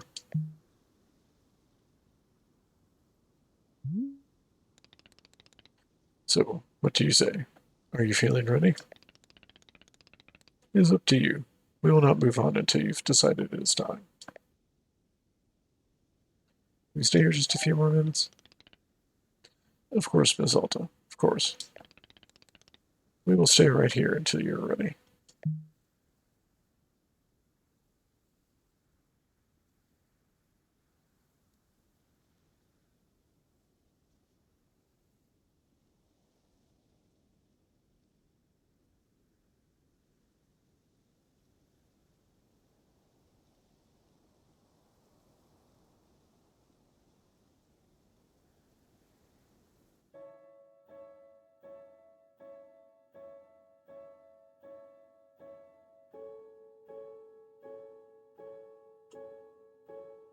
That was a very fun game. Fun may not be the right word for that, but I don't know. No, I'll still say fun. Like, I think we enjoyed it. At least I enjoyed it, and hopefully you did too.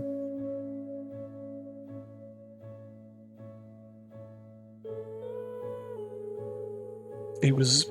I think I've said this a couple of times in the playthrough.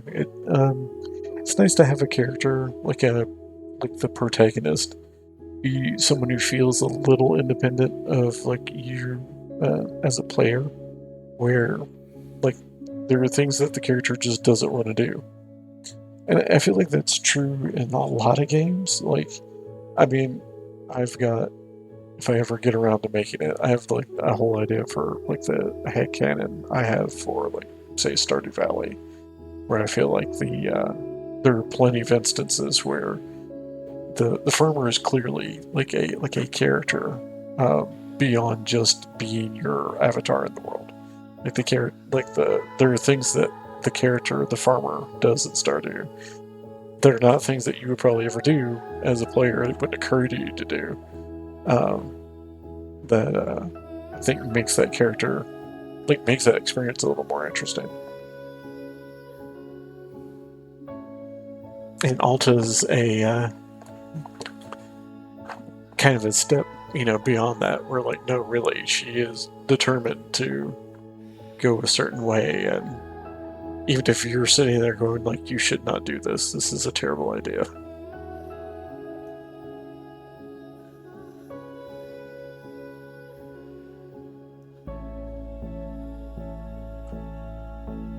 Also, another game that I've really enjoyed the music for.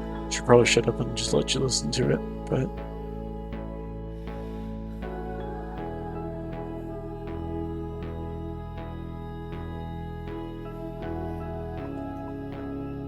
I know that Annapurna's had their. I also don't know if that's how you say Annapurna, by the way, but I know they've had their controversy over the past few years, a couple of years particularly. But I'm still, there's so many games that they publish that I love and adore so much. So I'm glad that there's still games coming out from them as a publisher. Uh, I hope that whatever issues they've had has been dealt with. Although I'll admit I'm not sure.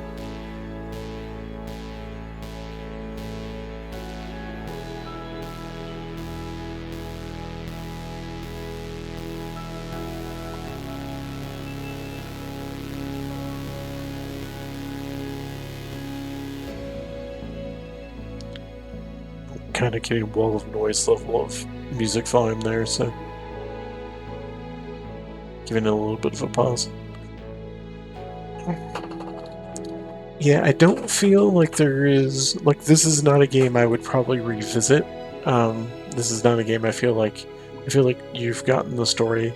I think the only thing that we could get out of it is I could have gone a little extra on making sure we had tried all the different tea like dialogue that Alto would have. But yeah, I don't see the experience being sufficiently different to make it worth going through again. Not for that reason. Like I could see like I might revisit it later on my own, just um, goof around with it more, but it'll be a while.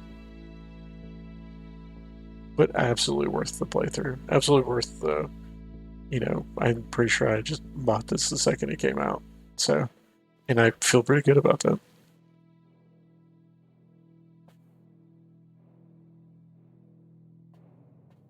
Good luck, Alta. You hope you have a good time of it.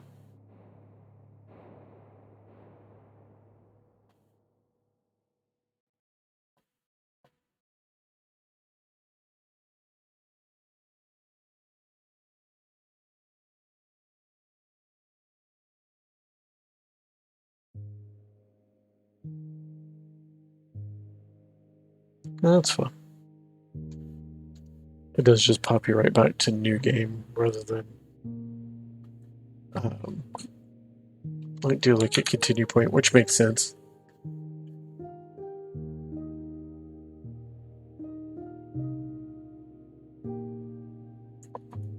Yeah, so obviously, if you hadn't, I feel like you could still have a lot of fun with this, even if you've watched part of the playthrough. Um, I hope you do check it out. I think it's a very relaxing vibe. I suspect you would focus on things differently than I do. Like I feel like that's a like the my focusing on like I careers I've had before, or jobs I've had when I was like a kid, or whatever. done the like working as a dishwasher, working in back of house in restaurants, and that whole like you want to keep on top of doing the dishes is that's a totally me thing. Um, so you probably watched me where I'm doing a lot of tidying, I'm doing a lot of cleaning, and that's just like the experience I came from in like the sort of like restaurant cafe setting. So absolutely the thing I was going to focus on. I will say that we are, and I expected this to happen, that we were going to be a a little early with Wanderstop. So I've been kind of thinking about things that we could do for the remainder of our time. Um, going to go ahead and let's get some Spirit City playing here.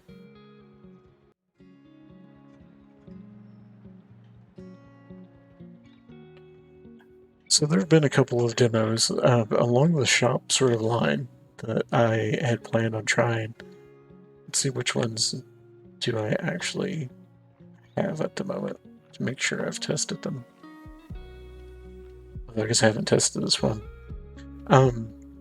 So the first one we're going to do is a pretty chill one.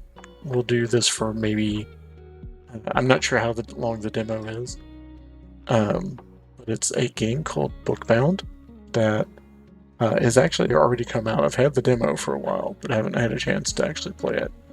But this game is actually available for like regular purchase. It is actually out, and it is kind of what you expect it to be. It's a cozy little running a bookstore sort of game. Let me see about getting this set up over here.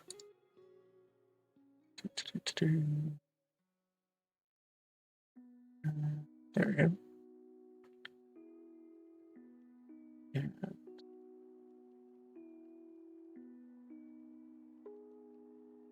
come over here. Let's see. Yeah, I've got the music turned down on this, so I've had a chance to do it. I haven't actually played this game, or the demo, so it may take us a second to get used to what our options are. 2, 3, 4, 5.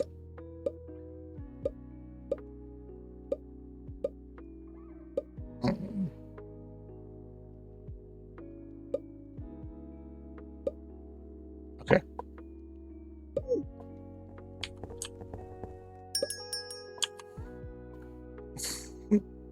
Mysterious book.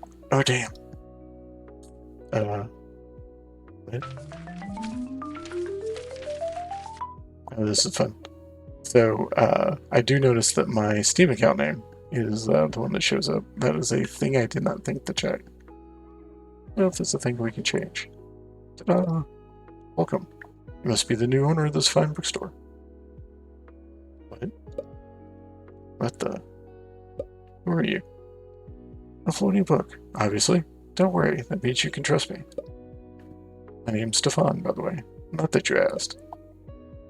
I'll be coming from time to time to give you tips and help you. Customers will only buy books off the shelves. Open the build menu and start with the bookshelf. Okay. And those units are in pounds. I guess we get different colors here. Do the basic one.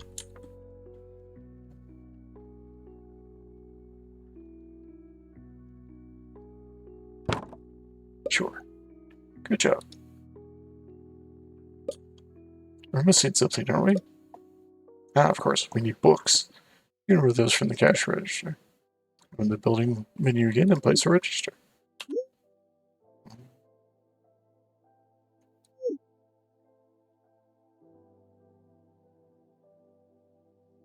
Although I can't place it because I'm standing there. There we go. Well done.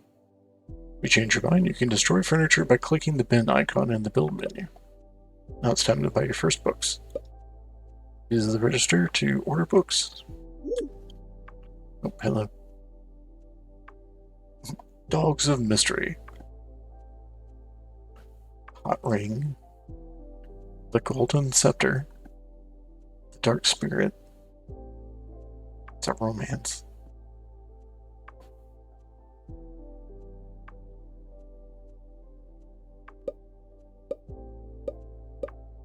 So we'll find out what the... Oh, are these... I see. This divides them up. So if we order, say, 3 copies of each.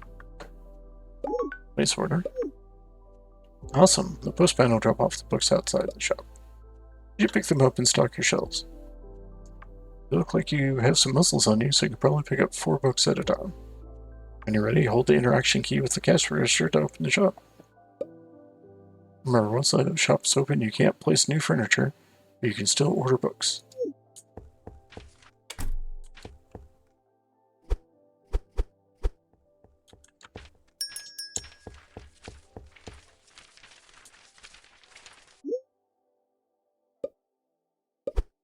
Interesting that they...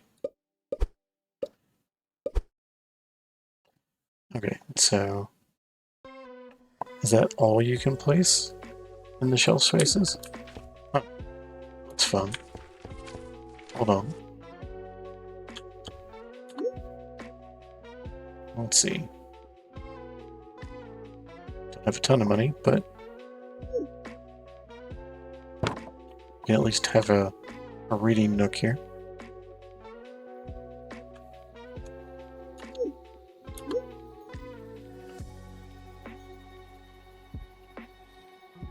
Okay, I guess it did tell me that it was 4, so shouldn't be too surprised. Yeah, let's do...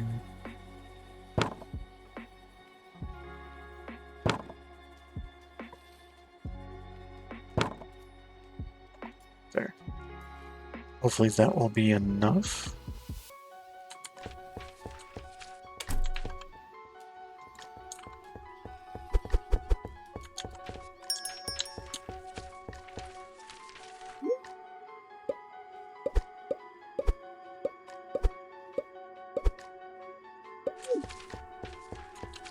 Hoping organization doesn't, you know, mean too much.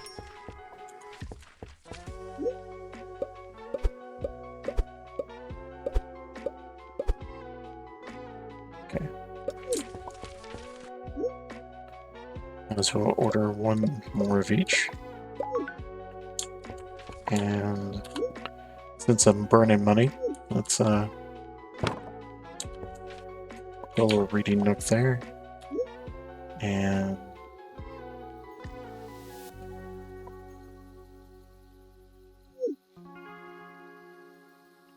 nice. There we go. Perfect.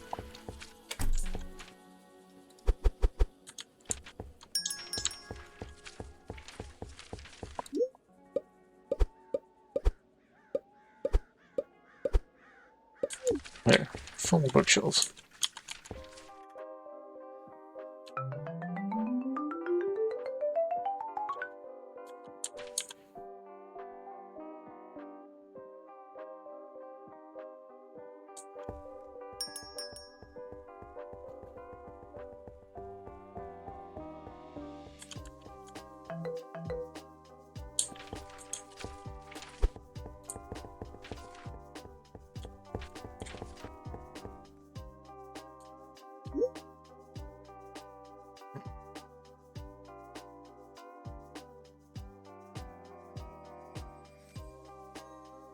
Okay.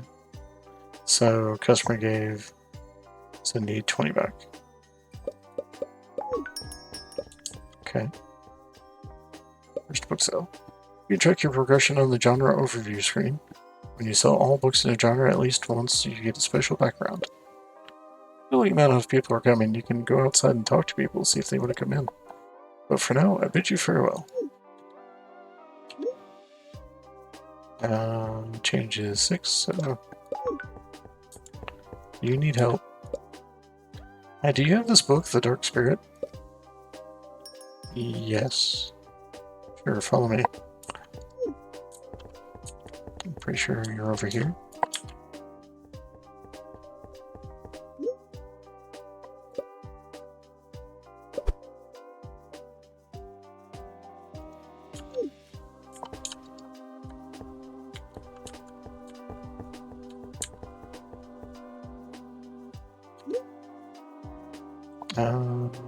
Change is 12.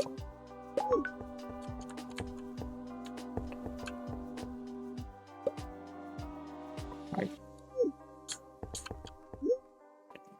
Put it back. Nope, nope.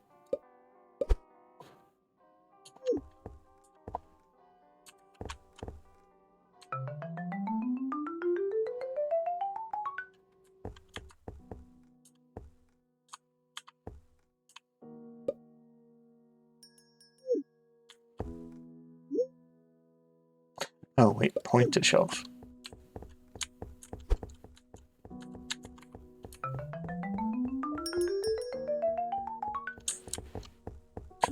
Sell book.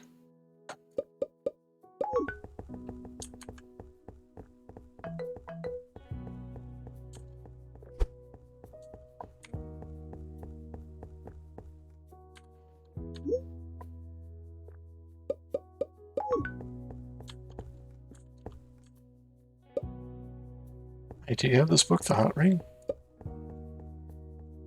Yes. Sure, follow me.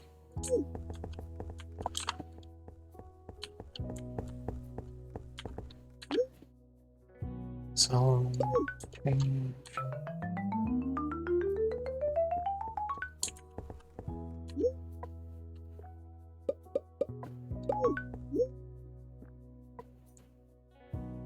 In the day report.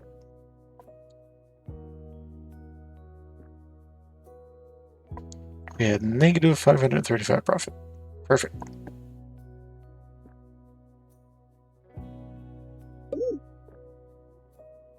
Game in my town. Vanish shadows. Do you have to pay to unlock them? Ooh, 50 to unlock, huh? Sure, no, why not?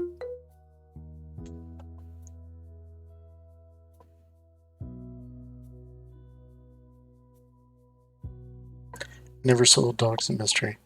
It's a shame. Sold 3. We own 1. At least get a couple more.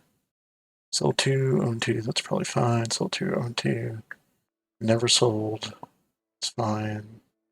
Let's buy 2 of those and 2 of those.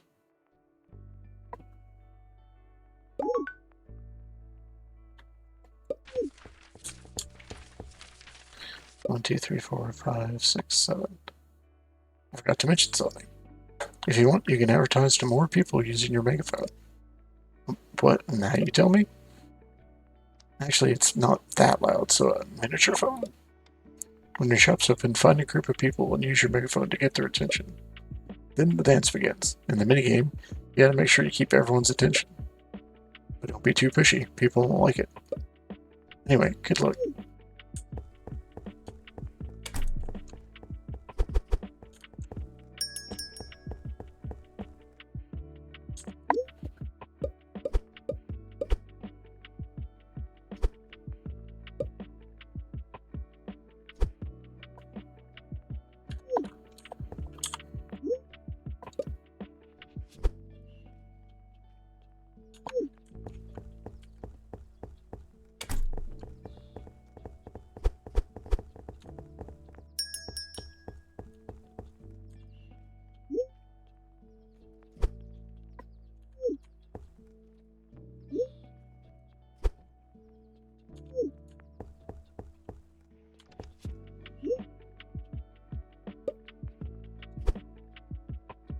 It's probably fine. We can keep one open there.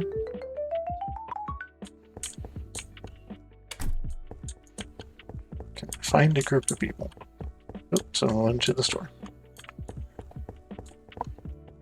To apparently sit down. Yeah, that's fine.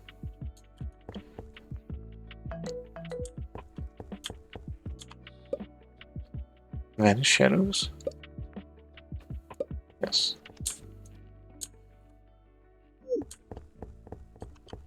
Let's see.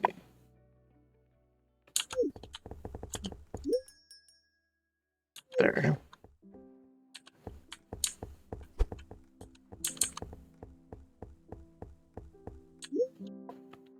And so I'll walk outside and see. Keep the conversation up by stopping the bar to drop. At the same time, don't push too hard. After 5 seconds, if they are still happily engaged, they'll come to your bookshop. Oh, I see.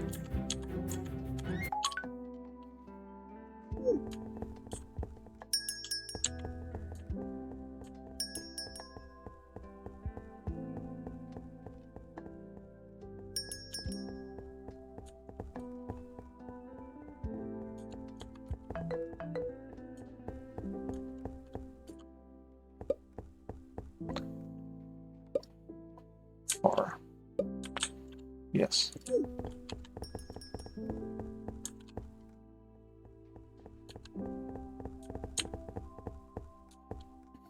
So you don't even have to be that close to them when you like point to the shelf.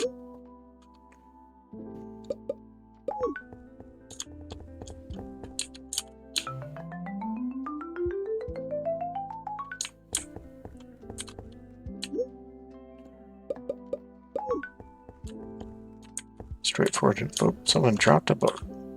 Rude.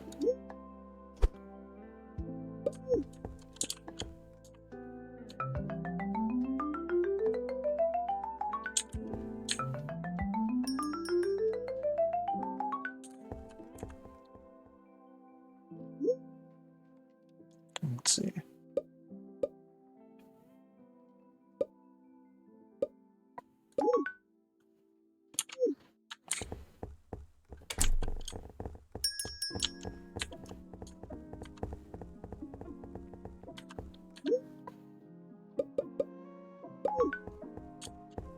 Hot really does seem to sell pretty well.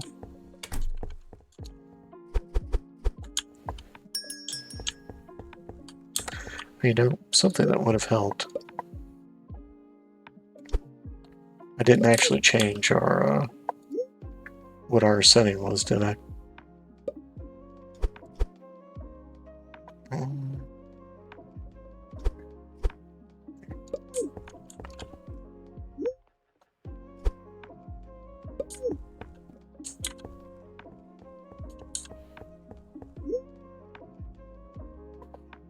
Did I get to sell that book to that guy?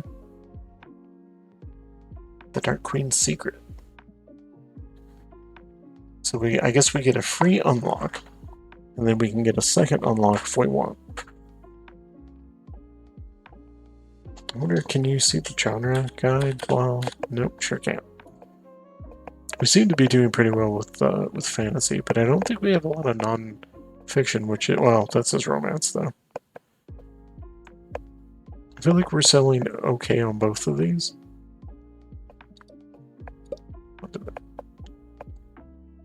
Tempted just to get the other one, you know, just to keep expanding our total stock.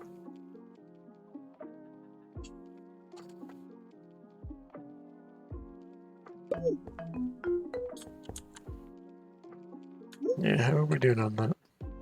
Sell books within a genre at least once to unlock more furniture and a special shop background at 100%. So yeah, obviously doing very well in romance and fantasy and nothing else. But I don't think we've seen anything else, so that's fine. Okay, let's see.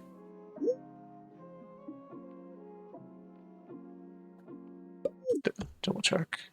Yeah, we actually only have one spot open right now. We'll order both of these then.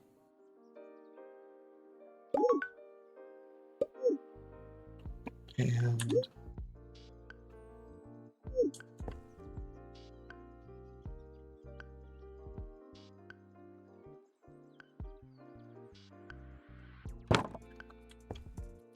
let's put that there. could be our sort of new release thing. Okay, while I'm thinking about it, let me go over here real quick and change this.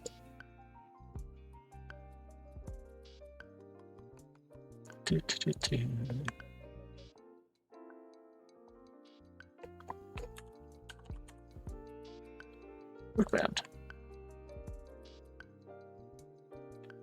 There we go. It's a little more obvious what we're doing. Okay, we'll do one more day of this. I actually have no idea how long the demo is.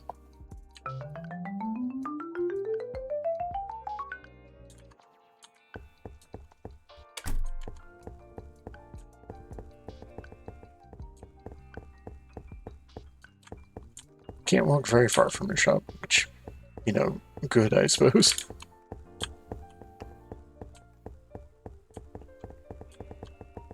Someone stuck in on me. Hey, don't make a mess.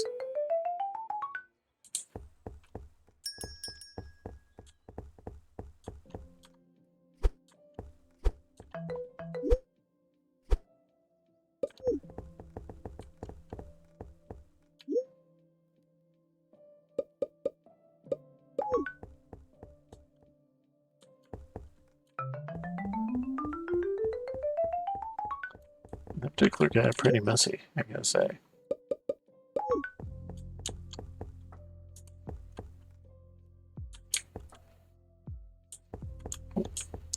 That question mark means he needs help. Dogs of mystery. Yes. It's literally right next to you, man.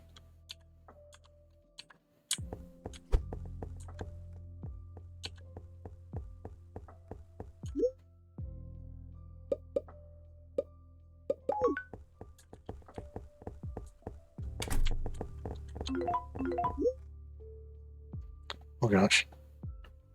Q, W, and E.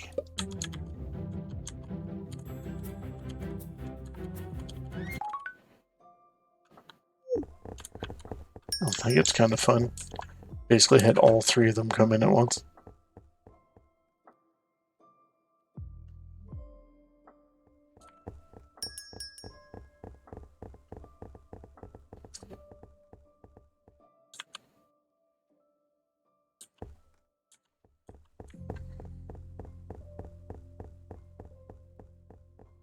Man, no buying that.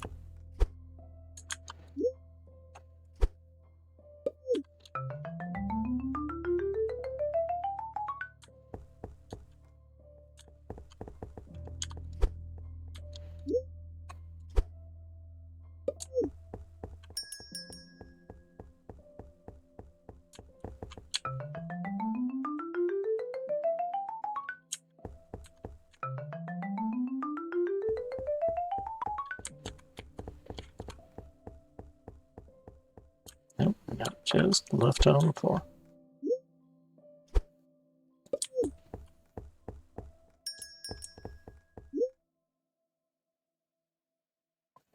We had we were in the green for the first time.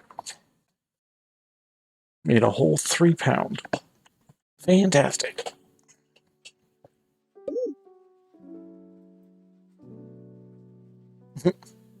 Giants with ideas and a nasty creature. I'm intrigued by Jaded Rasmussen here.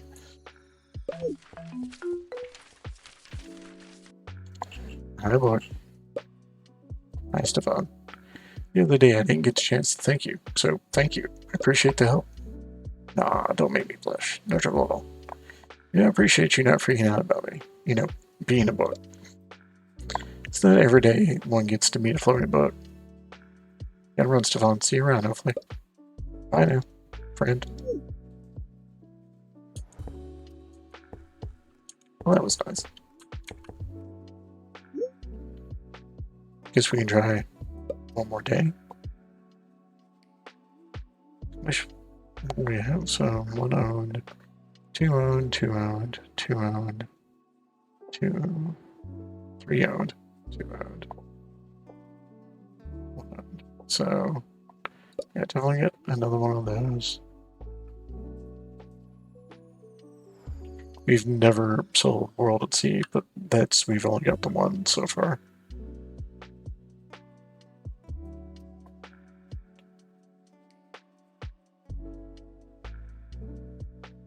That's fine. Guess we do have a need to have a couple more anyway, so let's see. 2 300, 200, 200. Just these two that are one owned, so this one.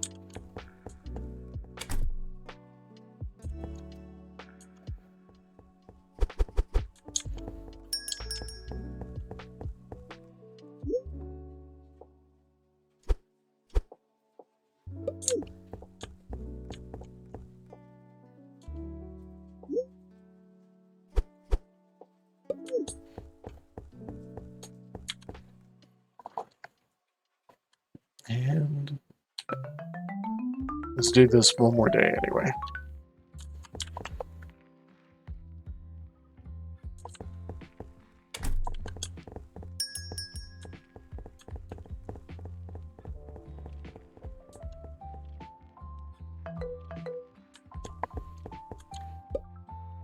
Do you have the Dark Queen secret? Yes. Not that I remember which is which. No, there it is.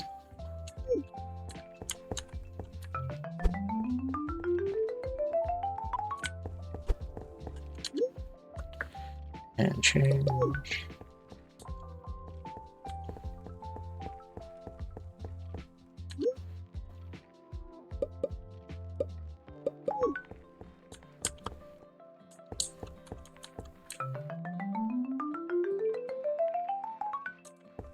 It's a nice change having two people like show up at the same time. All right, let's see.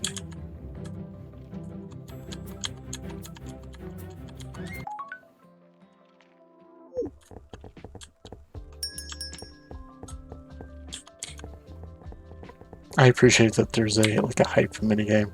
Although boy would I not want to do that in real life.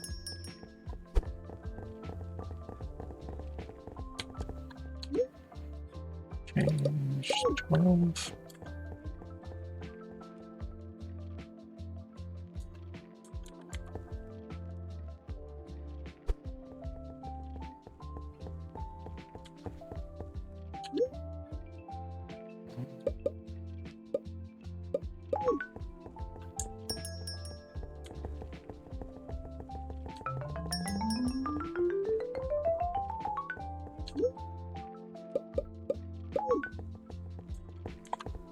It's a straightforward enough game. I'm curious if there's any more, any other complications that'll get added to it as you go. I'm sure there will be.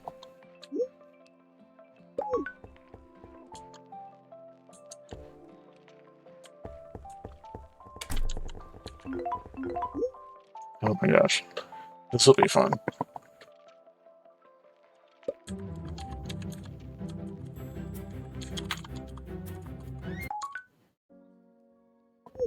Out of all that, I only get one of them.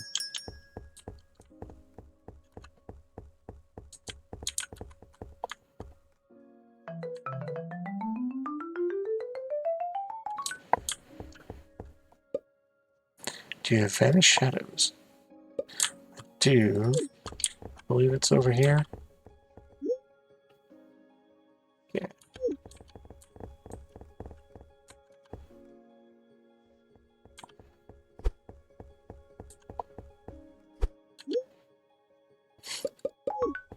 Now, say what you will, but we did actually, the wood person we brought in, we actually sold a book to, so. That was actually pretty good. Dr. Sunshine is a romance. We just got a romance. Let's get Gangsters of the River. That's by Jude Rasmussen.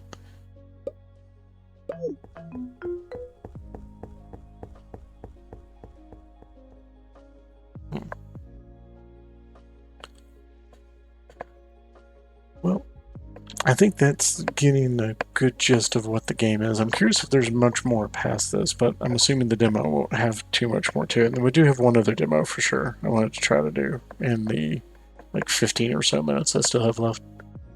Let us bump back over here real quick. You can look at my smiling face and Camilla's.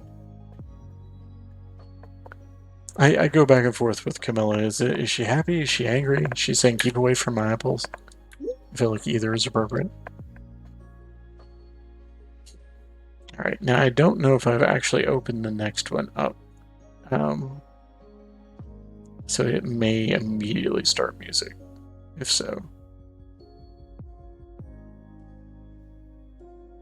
So the next one is another shop-oriented one, because, I mean, we're doing, tonight was another tea shop night. It felt appropriate to do the next bit.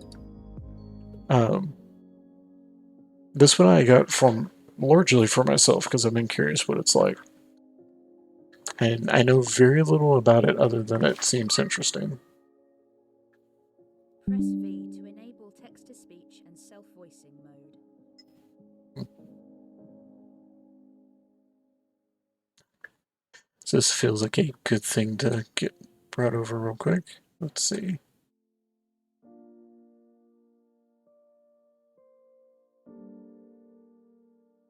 One thing I didn't bother paying attention to is yeah,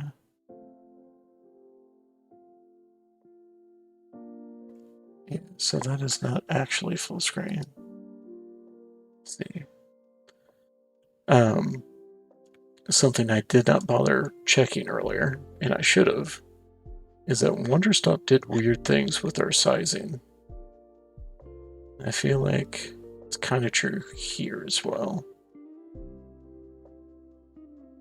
So I did not actually look at the screen while I was doing some of this. So if Bookbound looked a little weird to you, yeah, sorry about that.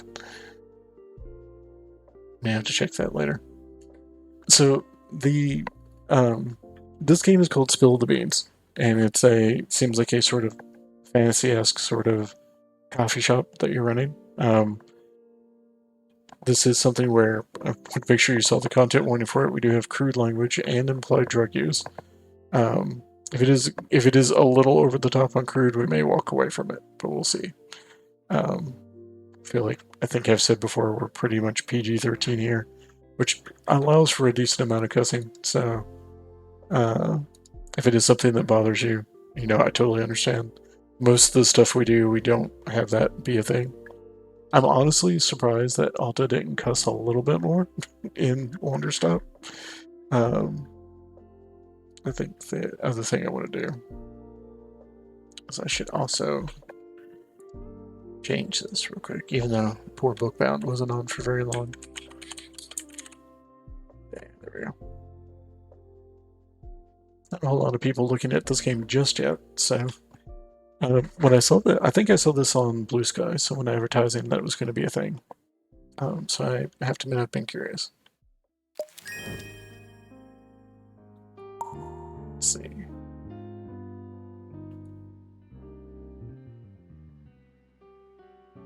Turn the music down a little bit. We'll come over here. Pause the music from Spotify.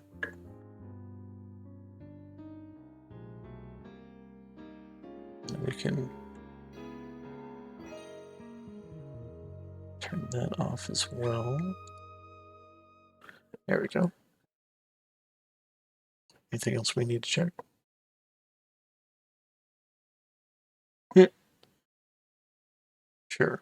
We even have an option to censor swearing, so why not?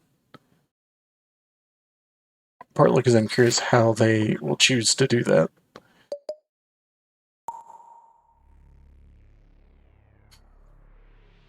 You've done it. Against all odds, you've managed to pull off the heist. Your shaking, outstretched hand grabs the cafe's secret recipe. As its power pulses through your body, your heart aches, your breath flutters. Mere echoes of what was taken from you, what will soon be yours again. But at this crucial moment, you can't help but think of the other people in this cafe. The ones you're about to drag into a complicated criminal mess. You can only blame the scroll's influence for such inconvenient sympathies. If they were in your position, they'd do the same, wouldn't they? They'd know that after everything you've been through, this is the only option left.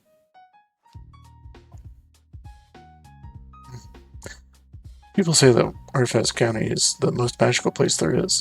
Yes, Artifice, where 100 years ago the world of spirits cracked the earth and spilled onto ours. But now those spirits work 9 to 5s. Arcane power fuels cars and charges phones. This county, once the cradle of magic, has become as mundane as any other. And an unmagical human like yourself, among shape-shifting sirens, carbon fiber constructs, and wizards, you're exceptional. Exceptionally dull, exceptionally underestimated. No matter how much you try to fit in, to love this place and all its wonders, it never reciprocated. All it did was take. All it left you with was emptiness. So why not take something back? Steal everything the county denied from you. Fill that gnawing emptiness, then leave it behind forever. Luckily, you know what you need, and exactly where to find it. The Familiar, a downtown cafe, noteworthy only for its secret recipe, locked tight in the back room. And conveniently enough, they're hiring, so desperately that they aren't asking for experience or background checks. After that's left is put together, all that's left is to put together an application. Not that anything you say on it really matters. It really does.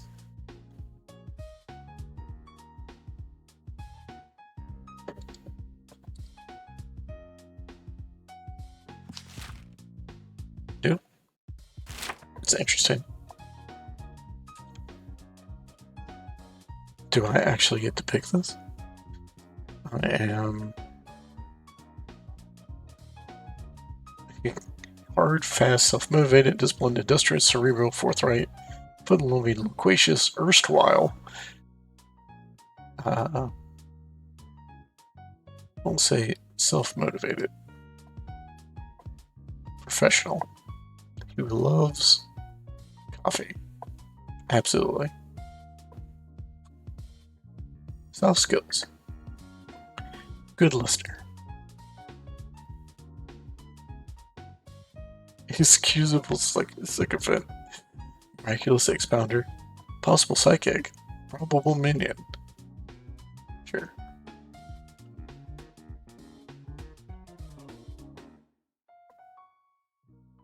Surprisingly okay. Please. Surprisingly okay snack fetcher. Yeah. Oh, can I actually type? Okay. Get a 10. No. Oh. Interesting. That we had skipping turned on because I hit tab. Don't want you to actually do that though.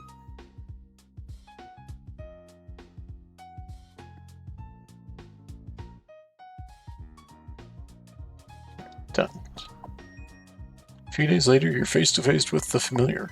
While its neighbors are all dust and drywall, its facade seems unbroken, even as the varnish is peeling at the edges. For a moment, nothing. Then you spot a silhouette in the window who flicks its neon sign to open before waving you over. You cross the street, repeating the details of your plan. You need to get in, get out, and for the smoothest possible getaway, try to find someone else to take the blame. But can you really do all those things without running into any complications?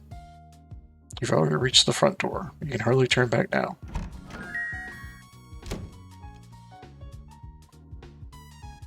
The cafe laid bare before you is almost indistinguishable from the scant images you found online. Mismatched chairs and royalty-free wall art. Well kept but worn down. You don't get long to take it all in. A construct towering over 2 meters tall stops wiping down the counter and turns to greet you. Ah, you must be Max. Great to finally meet you. Sorry, terribly rude of me not to meet you at the door. As she strides over, you realize how old her vessel must be to have no custom limbs or decals, just worn gray stone, flowering moss, and that tiny bluebird nested on her shoulder. I'm Sloan, from the emails. Love to have you on board. Did you get here alright? I saw your address was uptown. I know we're a wee bit out of the way. Before you get a chance to reply, she's already yanked you into a crushing two-handed shake. For a moment, you worry that she might have pulled your arm from the socket. Actually, I shouldn't be chatting just yet. Today's schedule's pretty packed, what with your induction, and I barely found time to fix breakfast for Adam. Oh, hang on. This is Adam. Adam, say hello to Max. He's your new coworker, so be polite. Adam's usually my only company out front, so it's nice to have you too. I mean, I love this job, I really do, but after 6 years of working the floor by myself, starting at 5 every day. Not that you have to come in that early, of course. We're only meant to start at 8, but it pays off. It does. As Sloan trails off, you have a chance to put your plan in motion. You spend a long time figuring out how other people's so-called feelings and just how easy they are to manipulate. We're playing a great person, aren't we? If someone's in a good mood, they'll probably think better of you and suspect you less. Then again, if you make someone upset, they might make for an easier scapegoat under pressure. But what's best for Sloan? Better make that a first impression count. Thanks. Oh, I've worried you with the 5 a.m. thing, haven't I? Just want to stress you don't have to do that, honest.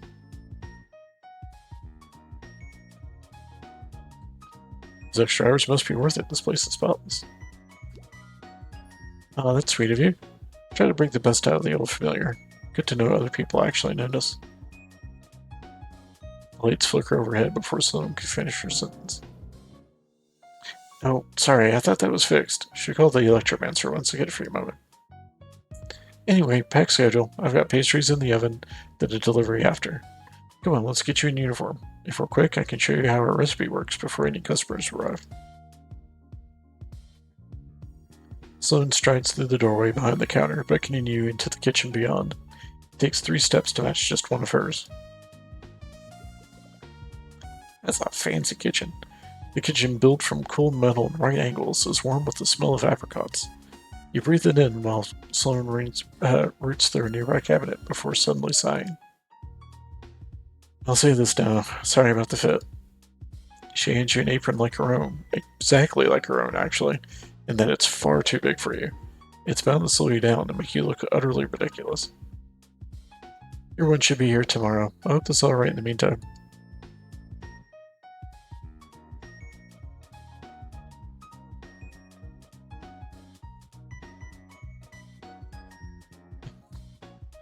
Yeah. Great. Are you going to steal the recipe while we're in this? Thanks a million, Max. Glad you're seeing the upside. Here's your name tag, too. As you wrap yourself in the oversized apron and pin on your name tag, Sloan smiles. It's a small, sad smile that weighs down her whole face. Look, I'm sure not everything you've heard about this place has been grand. But once you put in a little elbow grease, she really shines, and I've got a lot of elbow grease.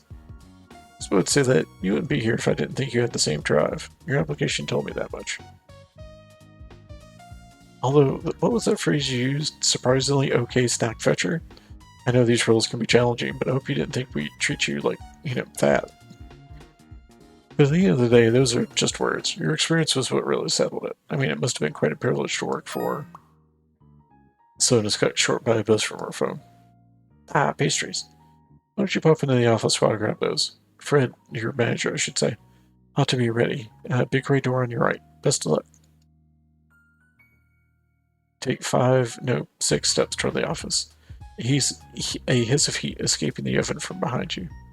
Beyond lies Fred, the owner, the one from the newspaper, the one whose recipe you're here for. You use the door open, but no one greets you. Your eyes are immediately drawn to the colossal metal safe that occupies a quarter of the room, just a few steps away. You knew the recipe was protected, but not like this. The safe looks like it's taken from the set of a heist movie. It should be locking up gold bars instead of, a recipe for coffee? As you run your hand along its surface, wondering just how you're going to crack it open, there's a rustle nearby. You snap upright with a bolt of unbidden adrenaline. Like a dragon emerging from its hoard, a tiny gold-eyed tuxedo cat rouses from a bed atop the safe. He blinks stickily, then suddenly glares at you, fur on end, eyes aglow. Don't touch my shit. He spits the word at you like darts, light crackling through its panicked eyes, The air in the room starts to get heavier as if brewing into a thundercloud. Who sent you? If you think you're going to best me in my own domain, then... What? Oh, wait, you're the new hire, aren't you? Quick as the power cut, the light in his eyes blinks out, and the pressure lifts with it. The cat sighs, leaping smoothly from the safe to the desk. I'm sorry, that was unprofessional of me. I'm Fred. Welcome to the familiar. Good to have you on board. Well, given the terrifying magic and the talking, he's not a cat. He's a demon bound in the form of a beast. A familiar, in other words. That's the last time I'm pulling an all-nighter on admin. You're lucky to still be young, human, because after the first century, things get... Sloan wanted you onboarded, right? We have one main role. Do everything you can to show the economist types this place isn't a bad idea. More than fire safety drills, we need drive and spite. So that's what I expect from you. Are we clear?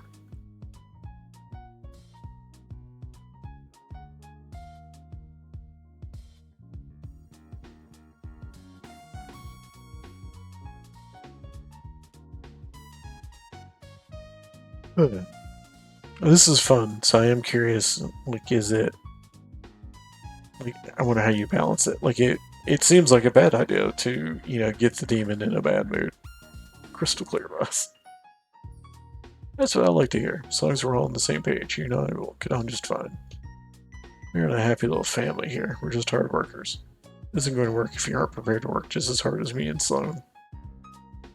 As if on cue, Sloan enters the office, a kettle of boiling water in one hand and a packet of coffee in the other. She starts mixing the two in a mug on Fred's desk. Okay, boss. Morning, Fred. Everything alright in here? I thought I heard a bit of shouting. Oh, no. It's all fine. I've just been giving, Fred quickly squints at your name tag. Giving Max the lowdown on the failure. Your history, what we do, all the good stuff. Sloan gazes at Fred, tracing the tiredness in his eyes. Her smile dims a little. Oh, that's nice. I can join you now if you'd like, and go over the finer details together. If you got the time, by all means. With firm movements, Sloan puts the kettle down and closes the door behind her. Fred's eyes lock onto your name tag again as he reads it under his breath. So, Max, let's get down to business. We're open 8 to 5 most days, but your shift goes 30 minutes longer at the end for closing. Anything after that is overtime. I can give you the forms. Aprons go on the hooks in the kitchen. If anything gets spilled on it, don't be afraid to excuse yourself and replace it as soon as you can. Oh, if you are going to excuse yourself.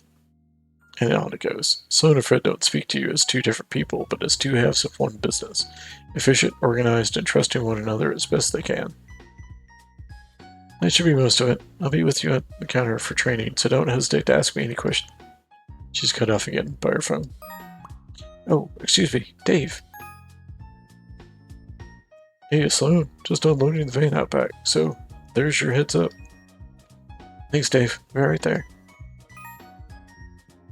I should be off. Need to give my signature for deliveries. Thanks again, Fred. Oh, Max, before you join her, I'm sure you've heard about her recipe. Must be dying to learn what makes the familiar's coffee so irresistible. But it's not so much a set of instructions as it is... Well, I won't get too arcane with you. It's more of a background thing, like the internet? You use that, right? Point being, even if you don't see it, it'll still be working its magic back here. In a drill-proof, bomb-proof, 6-gauge safe with only me and Sloan can open. Also, I cursed it.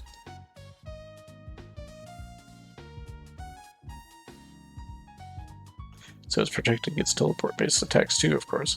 No, Sloan offered me show the like, no, you would not believe that. I get it. You're here to protect what's yours. So, well, sometimes I need something from inside without opening the door, so I guess someone else could. I'll make sure that's dealt with. Don't worry about it. He looks back at the veritable vault behind him as if checking that it's still there. Better be too careful with these things, especially in this economy. I mean, wasn't it just last week that Raphael Hendricks wrote off his beauty store chain? It's inspirational how the CEO acts. Expanding isn't easy. I mean, ideally, we'd have an accountant, a consultant, another chef. But we've got you, and you're one hell of a good start. Especially with our regulars. You'll meet them soon enough. You should catch up with Sloan. Anything you need, I'll be back here going over these papers. As you leave the office, Fred paws a single sheet of paper from the file on your desk. Even upside down, you recognize it as your CV. Not a moment later, you enter the kitchen. Someone waves at you from the back door. In the doorway next to Sloan is a uniformed courier, a human just as unremarkable as you. A precarious stack of cardboard boxes wobbles threateningly behind him. Say, you're Max, aren't you? Sloan was just telling me about you. All good things, I promise. Mostly good. Dave gives Sloan a package and gives you a conspiratorial eyebrow waggle. He pauses to take a long breath inward through his nose. Oh, is that apricot? So you did go for the new recipe. Fred must have taken some convincing. Oh, I'm just trying it out. We'll see how they sell first. Hey, if I come by once I'm off work, there's one customer right there. Guaranteed. Sloan breaks away to put each package in its right place. Dave looks at you, eyes glistening. Hey, Max, have a good first day yet? He was saying, have a good day.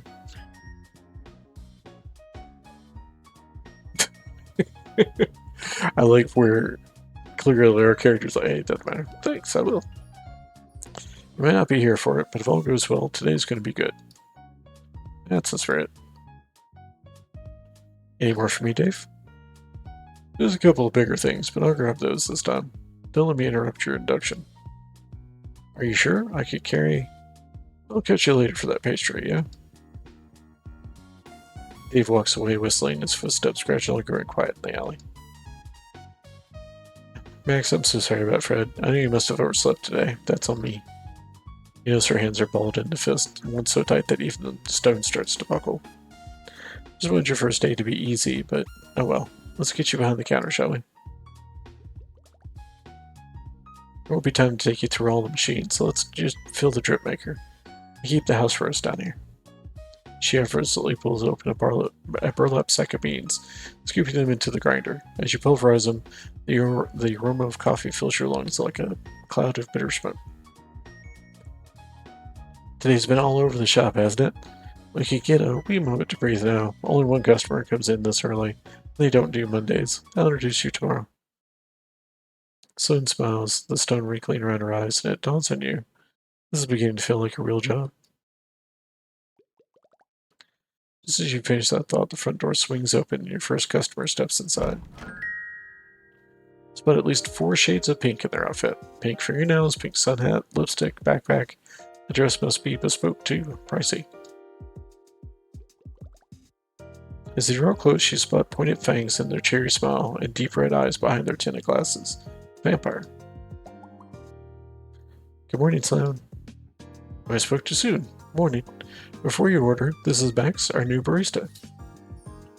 Ah, so you're finally upscaling. You know, I saw some prime real estate going for cheap on Moonbo if expansion's on your mind. And slow down, we're not taking over the industry just yet. The vampire looks as if they have more to say, words bubbling just beneath the surface, but settles on a pout. Max, I'm Jesse, with an IE. Jesse's eyes swivel to you with abundant curiosity. Your apron's so big. I'm more for tailored fits myself, but I know the baggy look's been catching on lately. Draws focus to the wearer of beads separate from their clothes. It's nothing like that. Just a supply chain issue. What'll it be this morning? Chocolate, please. I'll have it with whipped cream, nutmeg, caramel, marshmallows. Wait, will that fit? Marshmallows, then whipped cream, then caramel, and the rest. Well, what if I got cookies too? Give me one with everything. 2 chocolate chip cookies, please. Sends Zari off to one side, rifling through her arsenal of ingredients. Meanwhile, Jessie brandishes a pink bat-shaped mug from their satchel, placing it on the counter as her eyes flick back to you. Even if Sloan and Fred aren't aiming for the world domination yet, you're still in the front line of your expansion plans. They're investing a lot of trust in you. So tell me, do you feel like a good investment? How far are you willing to go to succeed? I mean,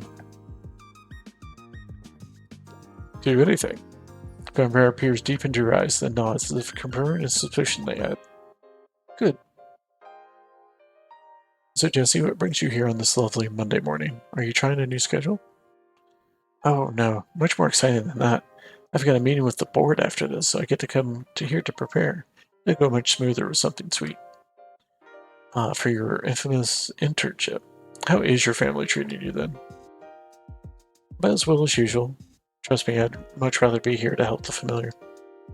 But then Fritz, just like everyone else, he sees my last name is Hendricks and think I'm some sort of sorcerer's corporate spy, out to suck the proverbial blood from his business. Of course, the Hendrickses. Rich, powerful, and, most troubling for you, magically talented. Jesse looks at you, anticipating your judgment with a flat smile.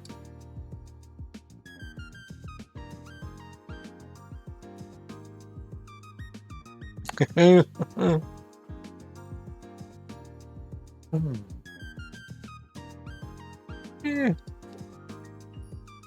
This probably is more vivid than anyone doing espionage would want, but who knows, maybe that's just what a spy would say. Try not to let your family get you down, Jesse. You get your chance to prove yourself someday. If all goes according to plan, that chance should come today. Fingers crossed. Sun passes Jesse's now full mug across the counter. By some miracle of physics, it hasn't spilled over yet. Man, this was a bit ambitious. And if you use a cookie to scoop up the cream and let the marshmallows melt, I can finish it in 30 minutes? Thank you, Slim. And Max.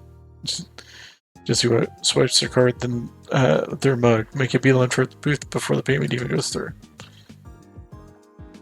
They assemble their workstation in mere seconds. A sheaf of papers, a stack of textbooks, and a predictably pink laptop. The mug stands vigilantly at a safe distance. Jesse was a surprise, but at least they're a nice one. I'm most grateful they didn't come in at the same time as. Before she can finish, the front door swings open and a siren rolls into the room. There's obviously going to be a lot of reading. She's wearing sleeveless orange turtleneck, a magnolia-covered jacket that's relaxing on her shoulders, and a perfectly photogenic smile that doesn't quite reach her eyes.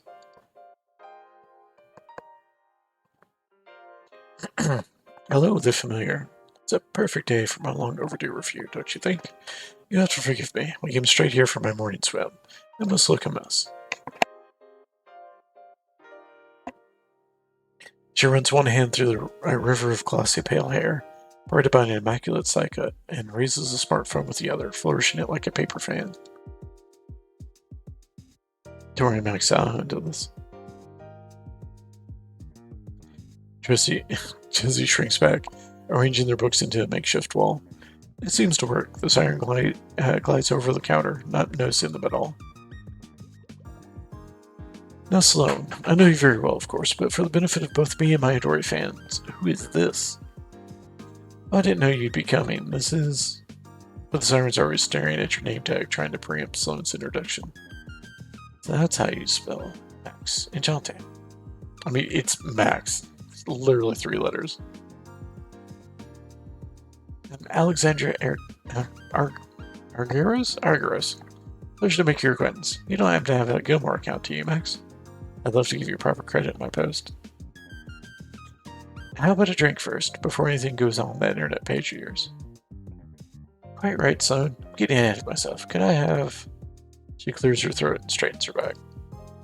A blue sea salt caramel frappe with soy milk and non-berry whipped cream on top, plus a little of that raspberry chocolate powder you have, would be lovely. Thank you so much. I should have everything. Let me check the back first. Max, could you grab a plastic cup for that? Lids are on the bottom left cupboard. Wait, do you have any of this little fish crate? Oh, she's gone. In the silence, Alexandra's smile fades off her face. She sighs sharply through her nose. Are you alright? I know this whole song and dance can be quite overwhelming if you aren't prepared. But you don't know who I am anyway, do you?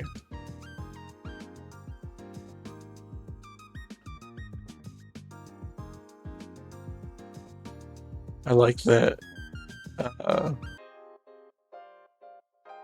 I'm curious how this works out. That saying, of course I know you, makes her more prone to breaking under pressure. I'm doing the let's just be nice to everyone and see what happens. Now that one makes sense. Thanks for getting it out of the way. I hope I made a good first impression, for whatever that's worth. Sloane returns, hands full of yet more ingredients. We hand her a cup and she starts filling it with dubiously blue syrup. Should I expect your fans to start ordering these frappes in the hundreds? I'm not sure they're on theme anymore. I wouldn't worry about that. Drinks just to showcase how skilled you are at your craft. It's aesthetic. That's what the audience really wants. Alexander plucks the card reader from the counter with a sly smile, passes her phone across it, and hands it back with a wink. There's a 30% tip attached. You know better than me about social media stuff. Sloan, Max, trust me, you've got a wonderful cozy place here. What's not to love? Those donuts, those menus. Alexander turns around to gesture at the cafe, and her eyes finally land on Jessie. Her voice freezes in her throat. Jess? Eek! Oh no, Jessie. Hey Alex, I didn't know you were coming today. It's on my page. Perhaps I should have dropped you a message. Sorry. Do you...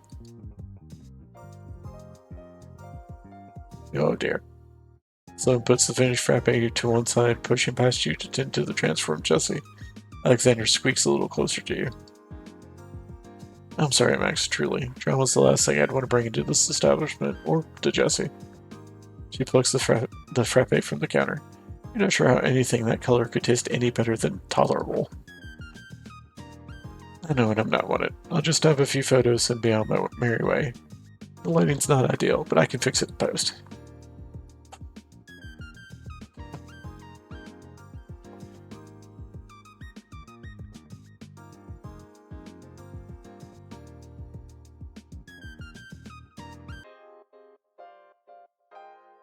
Yeah, this is the...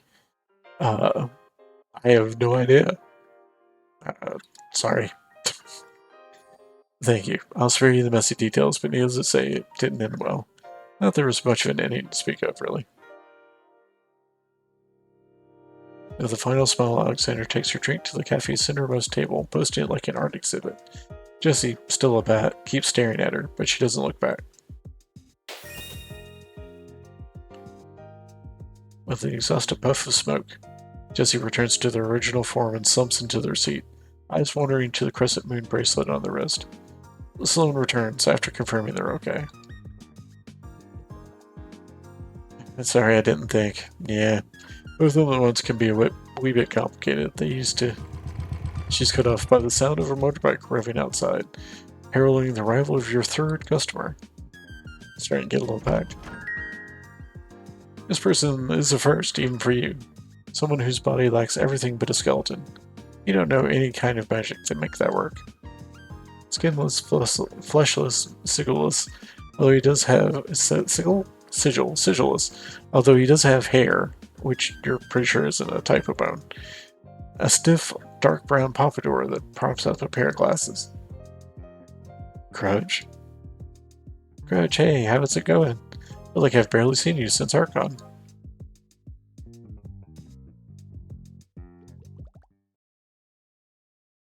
He reaches the counter undeterred. You're waiting for Sloane to address him like the others, but she's just staring, locked in place.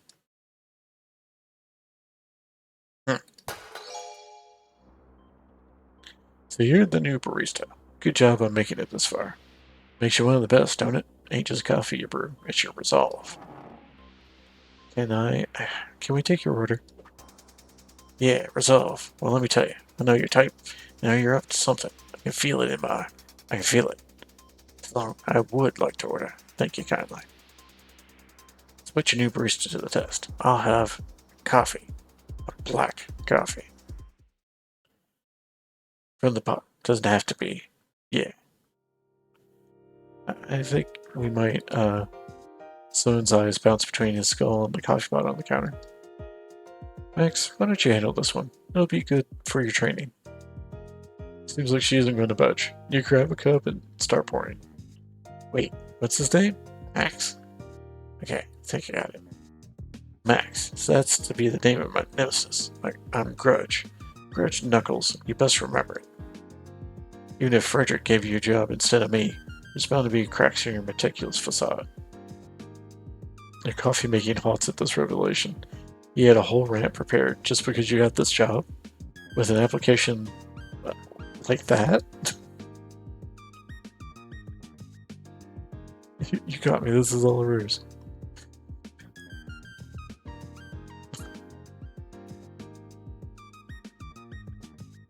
I mean, I don't know. I'm still going to just play nice for everybody. I knew it. I can't just take my nemesis' word for it. Gonna need hard proof to know for certain. Present the now full cup to Grudge. He daintily drops in a sugar cube. Don't just put sugar in your coffee. Then stirs with coffee with a bone-like spoon, which he apparently just had loose in one of his pockets. I shouldn't say that. If you like sugar in your coffee, do it. But it just makes sweet coffee. It's just all it does. Nice try, Max. I know coffee when I see it. There's no way this. He puts it to his jawbone and takes a delicate sip. The liquid seems to vanish as soon as it enters his mouth. Damn it, it's just like usual. I had to get it right so quick. So bitter, yet so energizing. Wow, P-Max. Coffee's as bitter as your soul. Just how it should be. But I'm still watching it. He takes the cup and spins dramatically away from the counter. It's then that he finally spots Jesse. Jesse! Grudge. They immediately hug. It's good to see you. Why didn't you pipe up earlier? I was waiting for you to finish. It sounded like you had a lot to get off your chest. Oh yeah, you heard that. Sorry, it was just a person. It doesn't matter. How's your job going? I could tell you, but I've not got long. Are you sure you don't want something with your coffee? Someone's made some extra great cookies today. I'd be happy to buy. Oh, no. Shouldn't give my nemesis the satisfaction. Not after walking away all conclusively like I just did. Grudge, you haven't even paid yet. I admire your candor, but are you sure Max is your nemesis and not Fred? Fred's a real villain, that's true. But a nemesis, that's different. Gotta be personal. But you don't know who Max is yet. Maybe start with a rivalry as practice? A rival, eh? Having a lovely time. No, I used lovely last time. They'll think that's insincere. What if... I almost forgot. Alex, how you doing? All good over there? Oh, Grudgy, I didn't see you come in. How have you been? Well, it's funny here. You're here, actually. There's something I wanted to... Yeah, I'll catch up with you later. You both seem busy. And I should pay. Grudge sheepishly returns to the counter, hands fishing through his jacket pockets for some loose coins. Well, I'm back. Got too caught up in the whole confrontation to give you your money. Even most of it going straight into Fred's pockets. Yeah. Now I'll say this. I'm practically a coffee detective, and I'm detecting something odd about you. So as long as I come here, I'm going to do my damnedest to figure out what.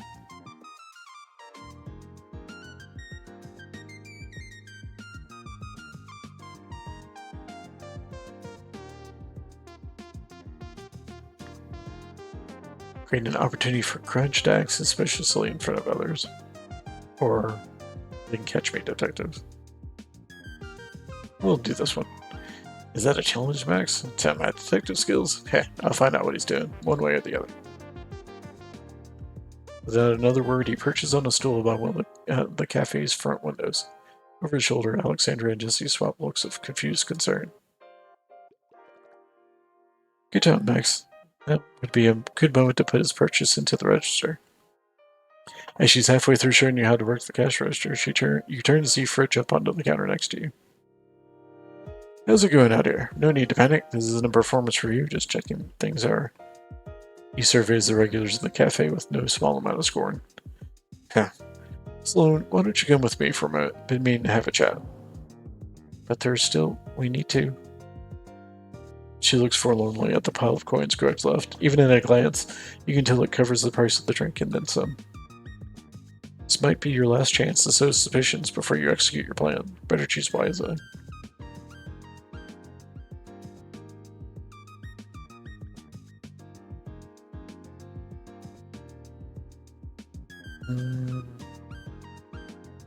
Is Grudge usually like that?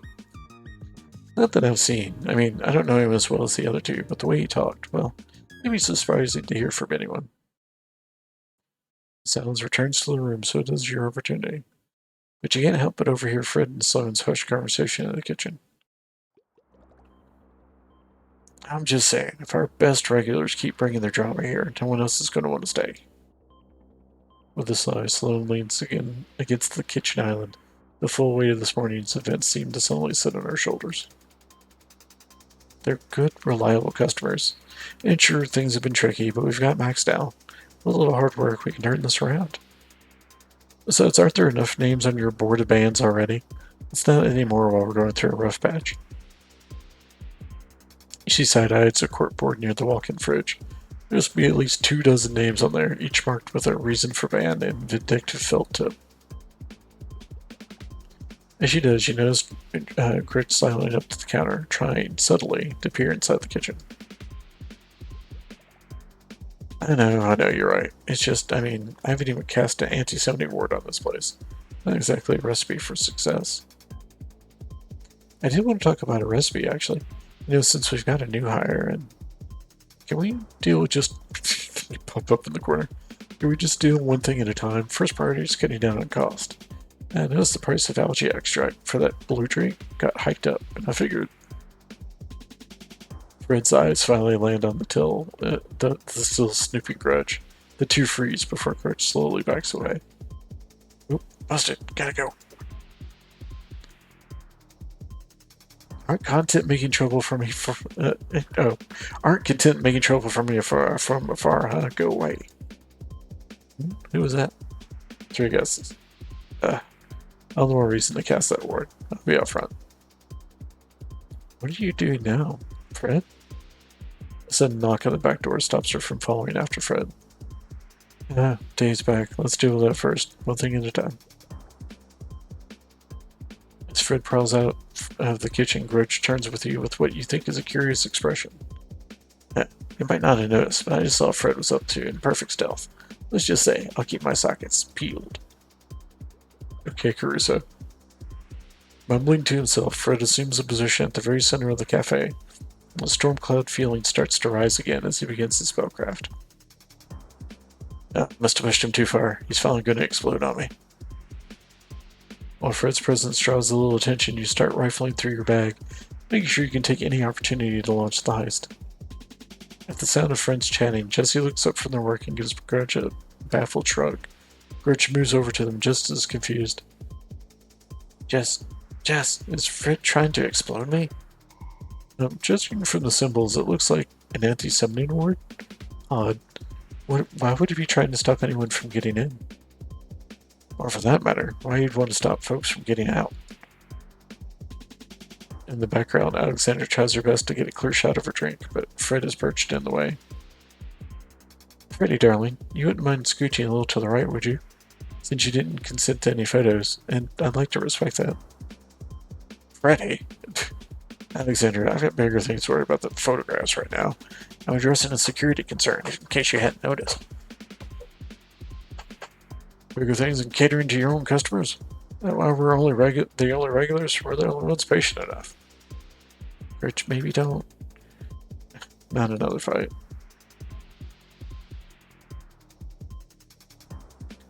It's then that Sloane joins you in the main room, dusting her hands clean from Dave's latest packages. Finally, Fred, are you doing alright? Sloane stands still at the sight of Grudge and Fred stare down. She gazes into his hollow sockets. Hi. Can we just slow down for a moment? Am I not allowed to check on my own cafe without someone accosting me? No.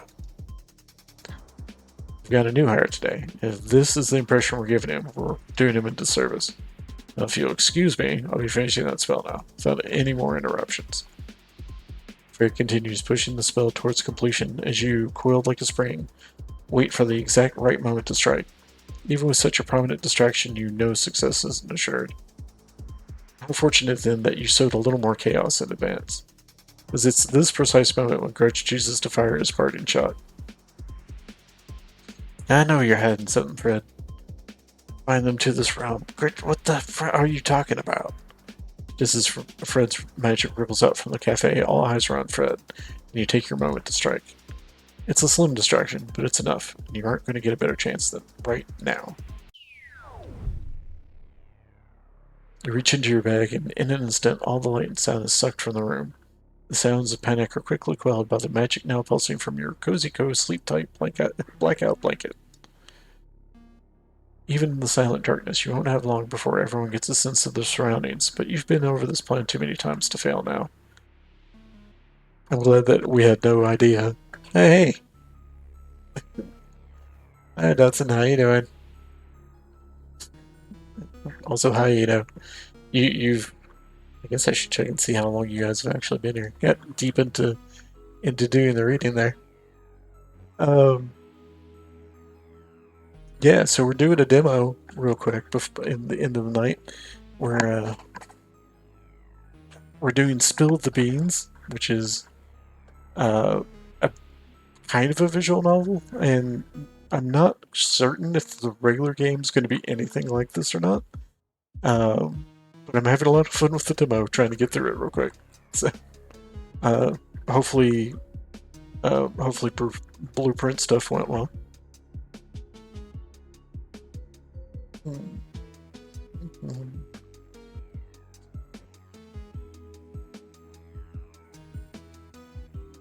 Let's see. Sorry, I also bumped screens, have to get back over. There we go. I haven't said that. You're still wearing a very large apron, which could be an impediment to said plan. What to do?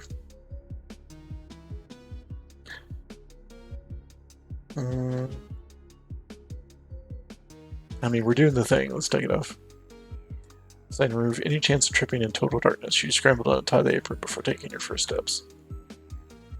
Step 1. Take 3 steps into the kitchen, then 6 to the right. You pause for the door handle and slip into the office, thankful that there wasn't an apron to stop you. Step 2. 1, 2, 3 steps, and you feel the cool surface of the safe against your fingers. Step 3. Reach into your bag and give your can of Curse Be Gone a shake. A few sprays on the safe, and the words are already flaking off. Frank never considered such a direct approach. But there's something else, a sound cutting through the silence, crackling like lightning. Fred's casting a counterspell, albeit slowly, thanks to you wasting his time on that anti-teleporting board. Step 4, spin the wheel and heave until the safe doors open. Feel around inside until you've done it. Against all odds, you've managed to pull off the heist. Only a slim window of opportunity, too. Your shaking outstretched hand grabs the cafe secret recipe before stuffing it into a tiny pocket dimension of your teleportable lunchbox. But at this crucial moment, you can't help but think of the other people in the cafe and who, if anyone, you should try to pin this on. You exhale, but the sound though faint, is starting to return. Fred's counterspells gain energy. Even if you put all your weight on the safe door, you wouldn't have the time to properly close it. The best you can do is return quickly and quietly as you can. As you take careful steps back to the counter, you try your best to control your breathing, not let the exhilaration show. It's been so long.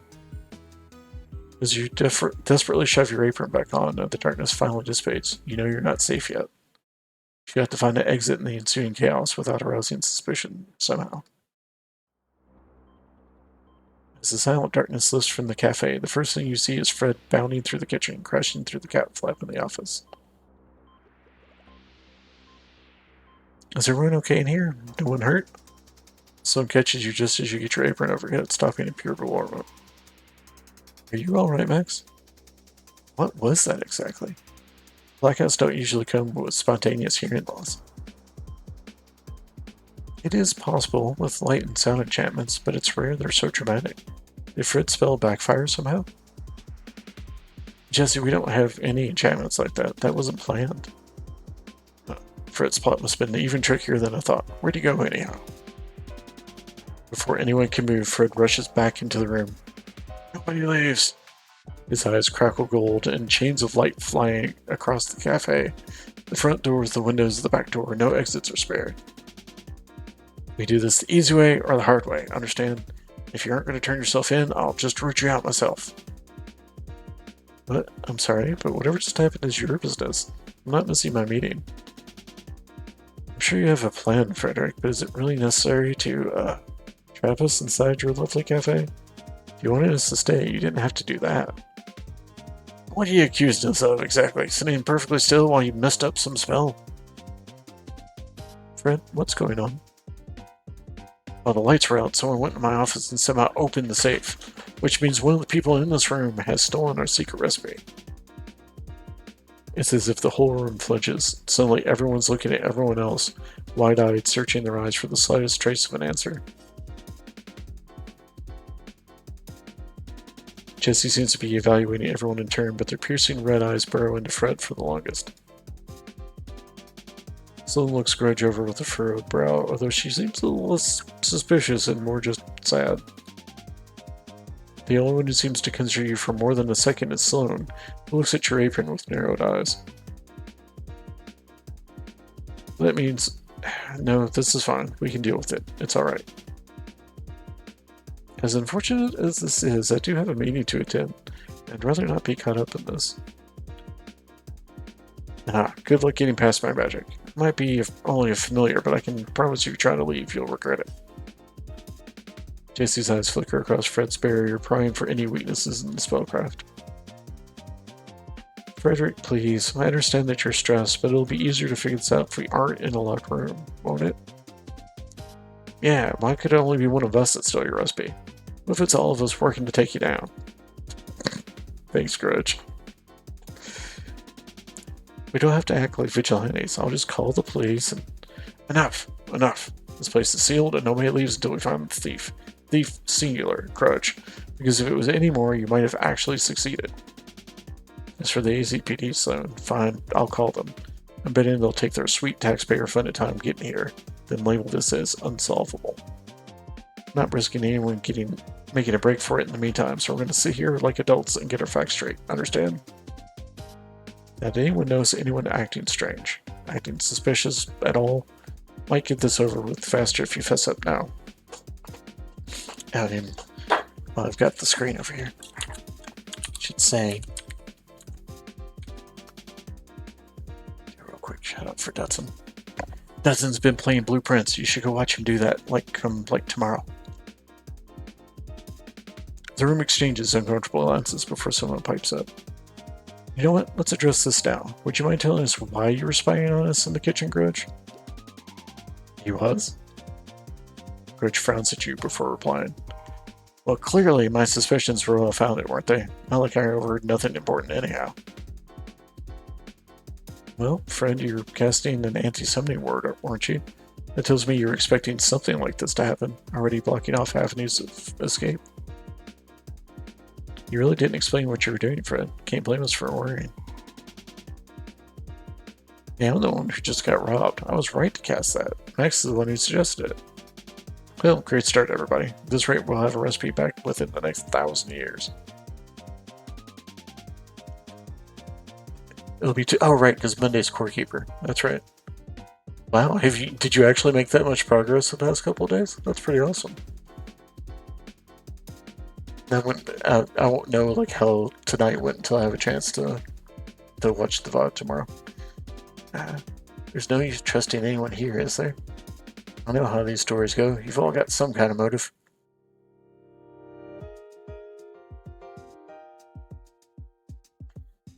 Jesse, the heir to a powerful family with something to prove. There's always one.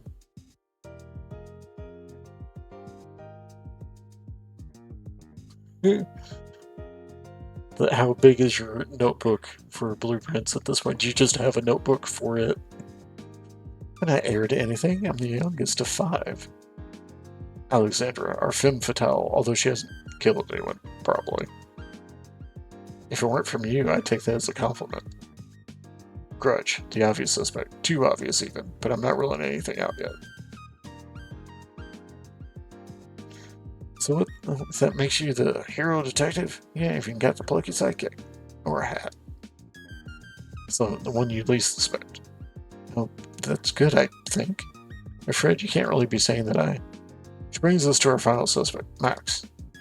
The press can't help but flutter as everyone's eyes suddenly turn on you. Well, I've got my eyes on you too. You have to be swimming in artifacts to pull that off, so pretty sure he's in the clear. cursory glance around the room tells you that not everyone believes him. That's why he's going to find out who really did this. And everyone's going to be very polite and answer all his questions. What? Wait, my nemesis is the detective? Oh, the more reason to keep an eye on him. Gotta make sure that justice is carried out. Fred, why would you choose Max over me? It's been 6 years. Do you still not trust me? This is... can we all stop shouting for a moment, please? This is a waste of everybody's time. As soon as I can, I'm leaving. Don't try to stop me. I'm with you there, Jess. I wouldn't mind knowing who really did it. Fred, I know you're panicking right now, but we shouldn't do anything rash. These are our customers. This is Max's first day. Why would we... Her rising voice is broken by a ringtone. She stops with a flinch, putting the call on speaker. Hey, Dave. Hey, Sloan. Got my very last package out back, but there's these gold chains on the door. Think it's stuck. You okay in there? Yes, I'm fine. We're just dealing with a burglary. I'll give you the details in a second. One of those days, huh? Is Max alright at least? Good question. Fred just asked him to interrogate us. Look, I know it's unorthodox, but we all need that recipe. This is our best option for the cafeteria. For the cafe. Goodness. For the cafe? I always knew you hated your customers, but this just confirms it. No grudge. Just you. Can we please not fight already? We're not going to solve whatever this is by shouting. And it's getting a bit loud over the speaker. Max, what do you actually want to do?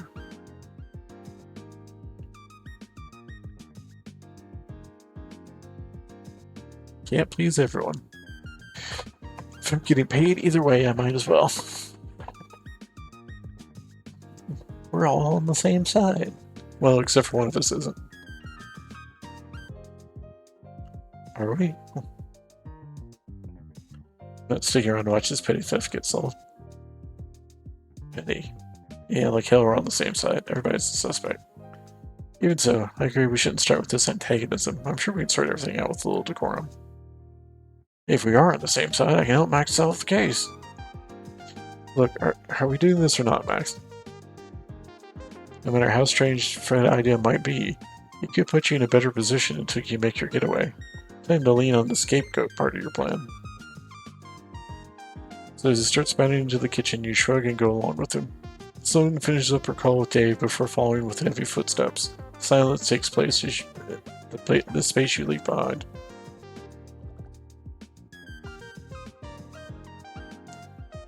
I have to say that I'm really kind of curious. This demo has been going for a while. Like, is it... I wonder how much longer it has in it. I'm gonna go to the store page real quick. And this, I will say, Spill the Beans is something that there is a demo for it, but the game does not have an announced release date yet. Do you want to talk about any of that? Just relax for a minute, Sloan. I'm going to check for clues in my office. Max, join me for a minute. Clues? I didn't hire a detective, but here we are. If there's anything I can do to help, please just ask. Oh, me too. Not sure there's much I can offer beside moral support, but, you know, thought I'd say. Can't leave till the delivery's done, is all. Thanks, Dave. I think we can use the support while this gets sorted. Well, it'll get awkward if I'm just looking in, won't it? I'll leave you be. Just anything you need, just shout into the alley.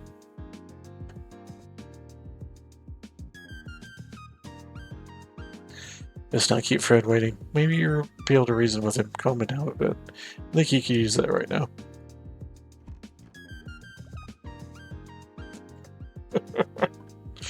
You oblige her and enter the office, finding Fred in the middle of a phone call. Yeah, a theft. Lock down the whole building. Makes your job a whole lot easier, doesn't it? Locked room scenario is a little intriguing, I suppose. First on the phone. You know that voice. Thin and sharp as a wire, digging into you just as deep. But where? But if it isn't urgent. That's not what I said, Anne. You're not exactly getting picked off one by one. I'll be happy to be there at the earliest convenience. Our department is very busy otherwise. You'll solve it by yourself, really. Shouldn't expect miracles. We're just mortal, you know. Oh, excuse me. Mostly mortal. A self-satisfied laugh crackles to the receiver, bounces off the back of your skull, ringing like it tinnitus. If you show your face in my business, see you later, familiar. Why did I expect anything else? After tying all those tiny keys, too. Max, here already. As you probably heard, the ACPD is taking its sweet time, big surprise. But we don't need them. We'll do the real work. Plan is you find our prime suspect before the ponies get here and mess everything up. You can do that, right? It's 1 in 4. Logical deduction. Fred sneaks a not-so-subtle glance at your CV across the desk. Should be easy for a self-motivated professional like yourself. Plus, you love coffee. That's a decent motivation to get the recipe back. Just despair and anger. Alright, let's put those soft skills of yours to use. I am glad, by the way, that we are actually using the choices we made at the beginning. Even if it's just for little bits of dialogue. Imagine I'm one of the suspects. What would you ask me?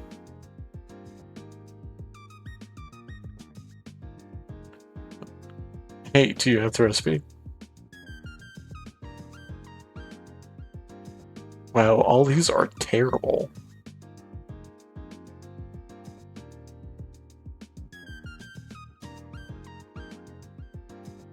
Yeah, I tried that already. Didn't work. Good instincts, but we're going to need more than that to... He stops to breathe out as much tension as he can manage. I mean, are you even trying to find the right suspect here? We need the eyewitness accounts, motives, that sort of thing. Stuff like, what were you doing when the lights went out? Or how do you feel about the familiar? Or what's your relationship with Fred? You know. If that's what he wants while you're trapped here, that's exactly what he'll get. He found us a prime suspect with a convincing case, I mean. Something thoroughly investigated. We can put things back to normal. Things are going to get complicated once he shows up too. So I'd appreciate having someone on my side when that happens. I know how this sounds. It's a dumb idea, but it's the best I got right now. If we don't do something, this place is going under. All our livelihoods are at stake here, so get out there and catch us a thief. Please. Your plan went off without a hitch, until it didn't. And while you're about to spite me paying you greater attention, he doesn't think you did it, at least not yet. And if a real detective from ACPD is coming, no doubt they'll find out you're the thief. That is, unless you have a convincing scapegoat. With evidence of a motive and others on your side, you might be able to clock off at the end of the day without handcuffs. Until that happens, Fred's magic will keep you trapped here. So with that, your investigation begins. Not to find out who did it, but to find the perfect person to blame.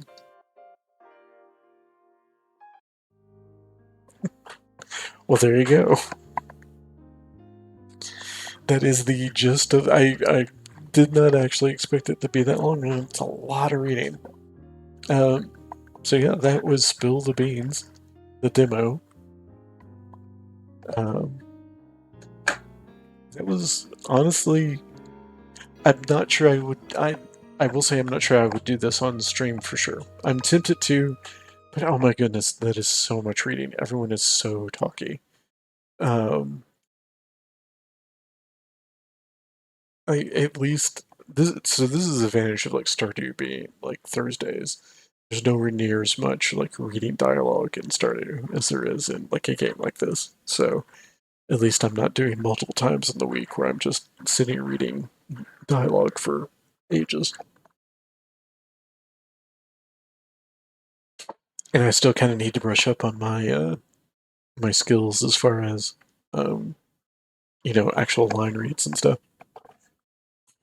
They are at least they're all very distinctive characters, even though maybe I'm not giving them the full benefit there. But yeah, that was legitimately a lot of fun. Well, because we did the whole demo there, it's actually later than I originally intended it to be. That is cool. Unfortunately, it's also late enough that no one I know is still on. Other than the one person who's still on is Dan Jones, who we rated last week, and if we have some of the folks who've been watching Blueprints, they may not want to watch Dan, because the last time I watched him, he was on like day 35, and he's played a bunch since then. So I don't want to do that to anyone, basically.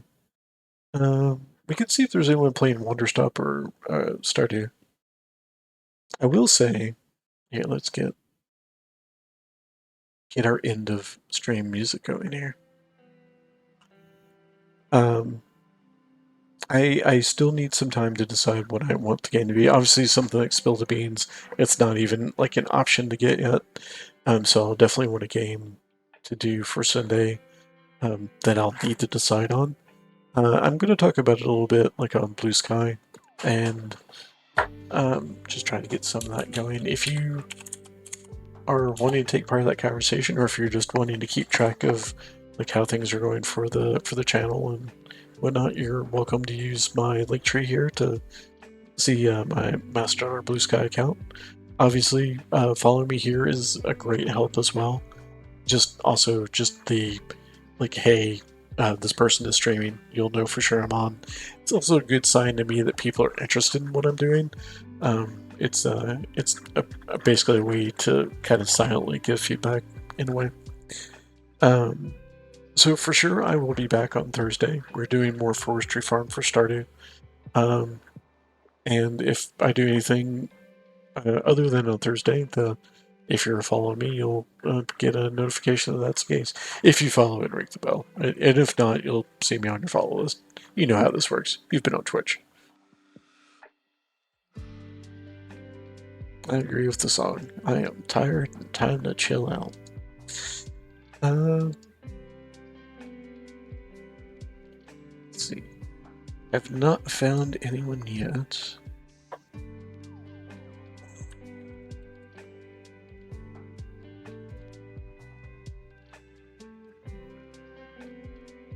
I wonder if anyone's still playing Wanderstop. I feel like I'm on the tail end of the group doing it. Yeah.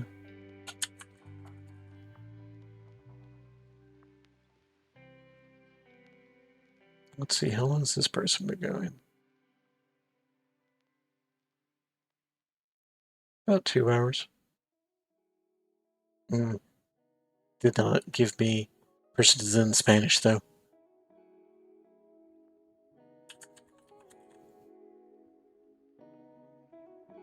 There we go. I searched in the wrong way. I should have used the category instead of like the title.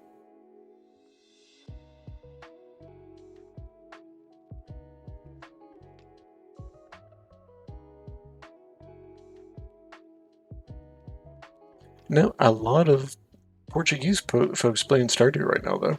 That's kind of fun to know. All right, yeah, we'll just close out for the night. So yeah, thanks everybody for showing up tonight, and hope you had fun with it. Or if you're watching on the VOD, I appreciate people doing that too. Again, it lets me know people are interested in watching stuff. I hope you enjoyed Wanderstop. I definitely recommend playing that. And I guess I will talk to you all soon. Take it easy.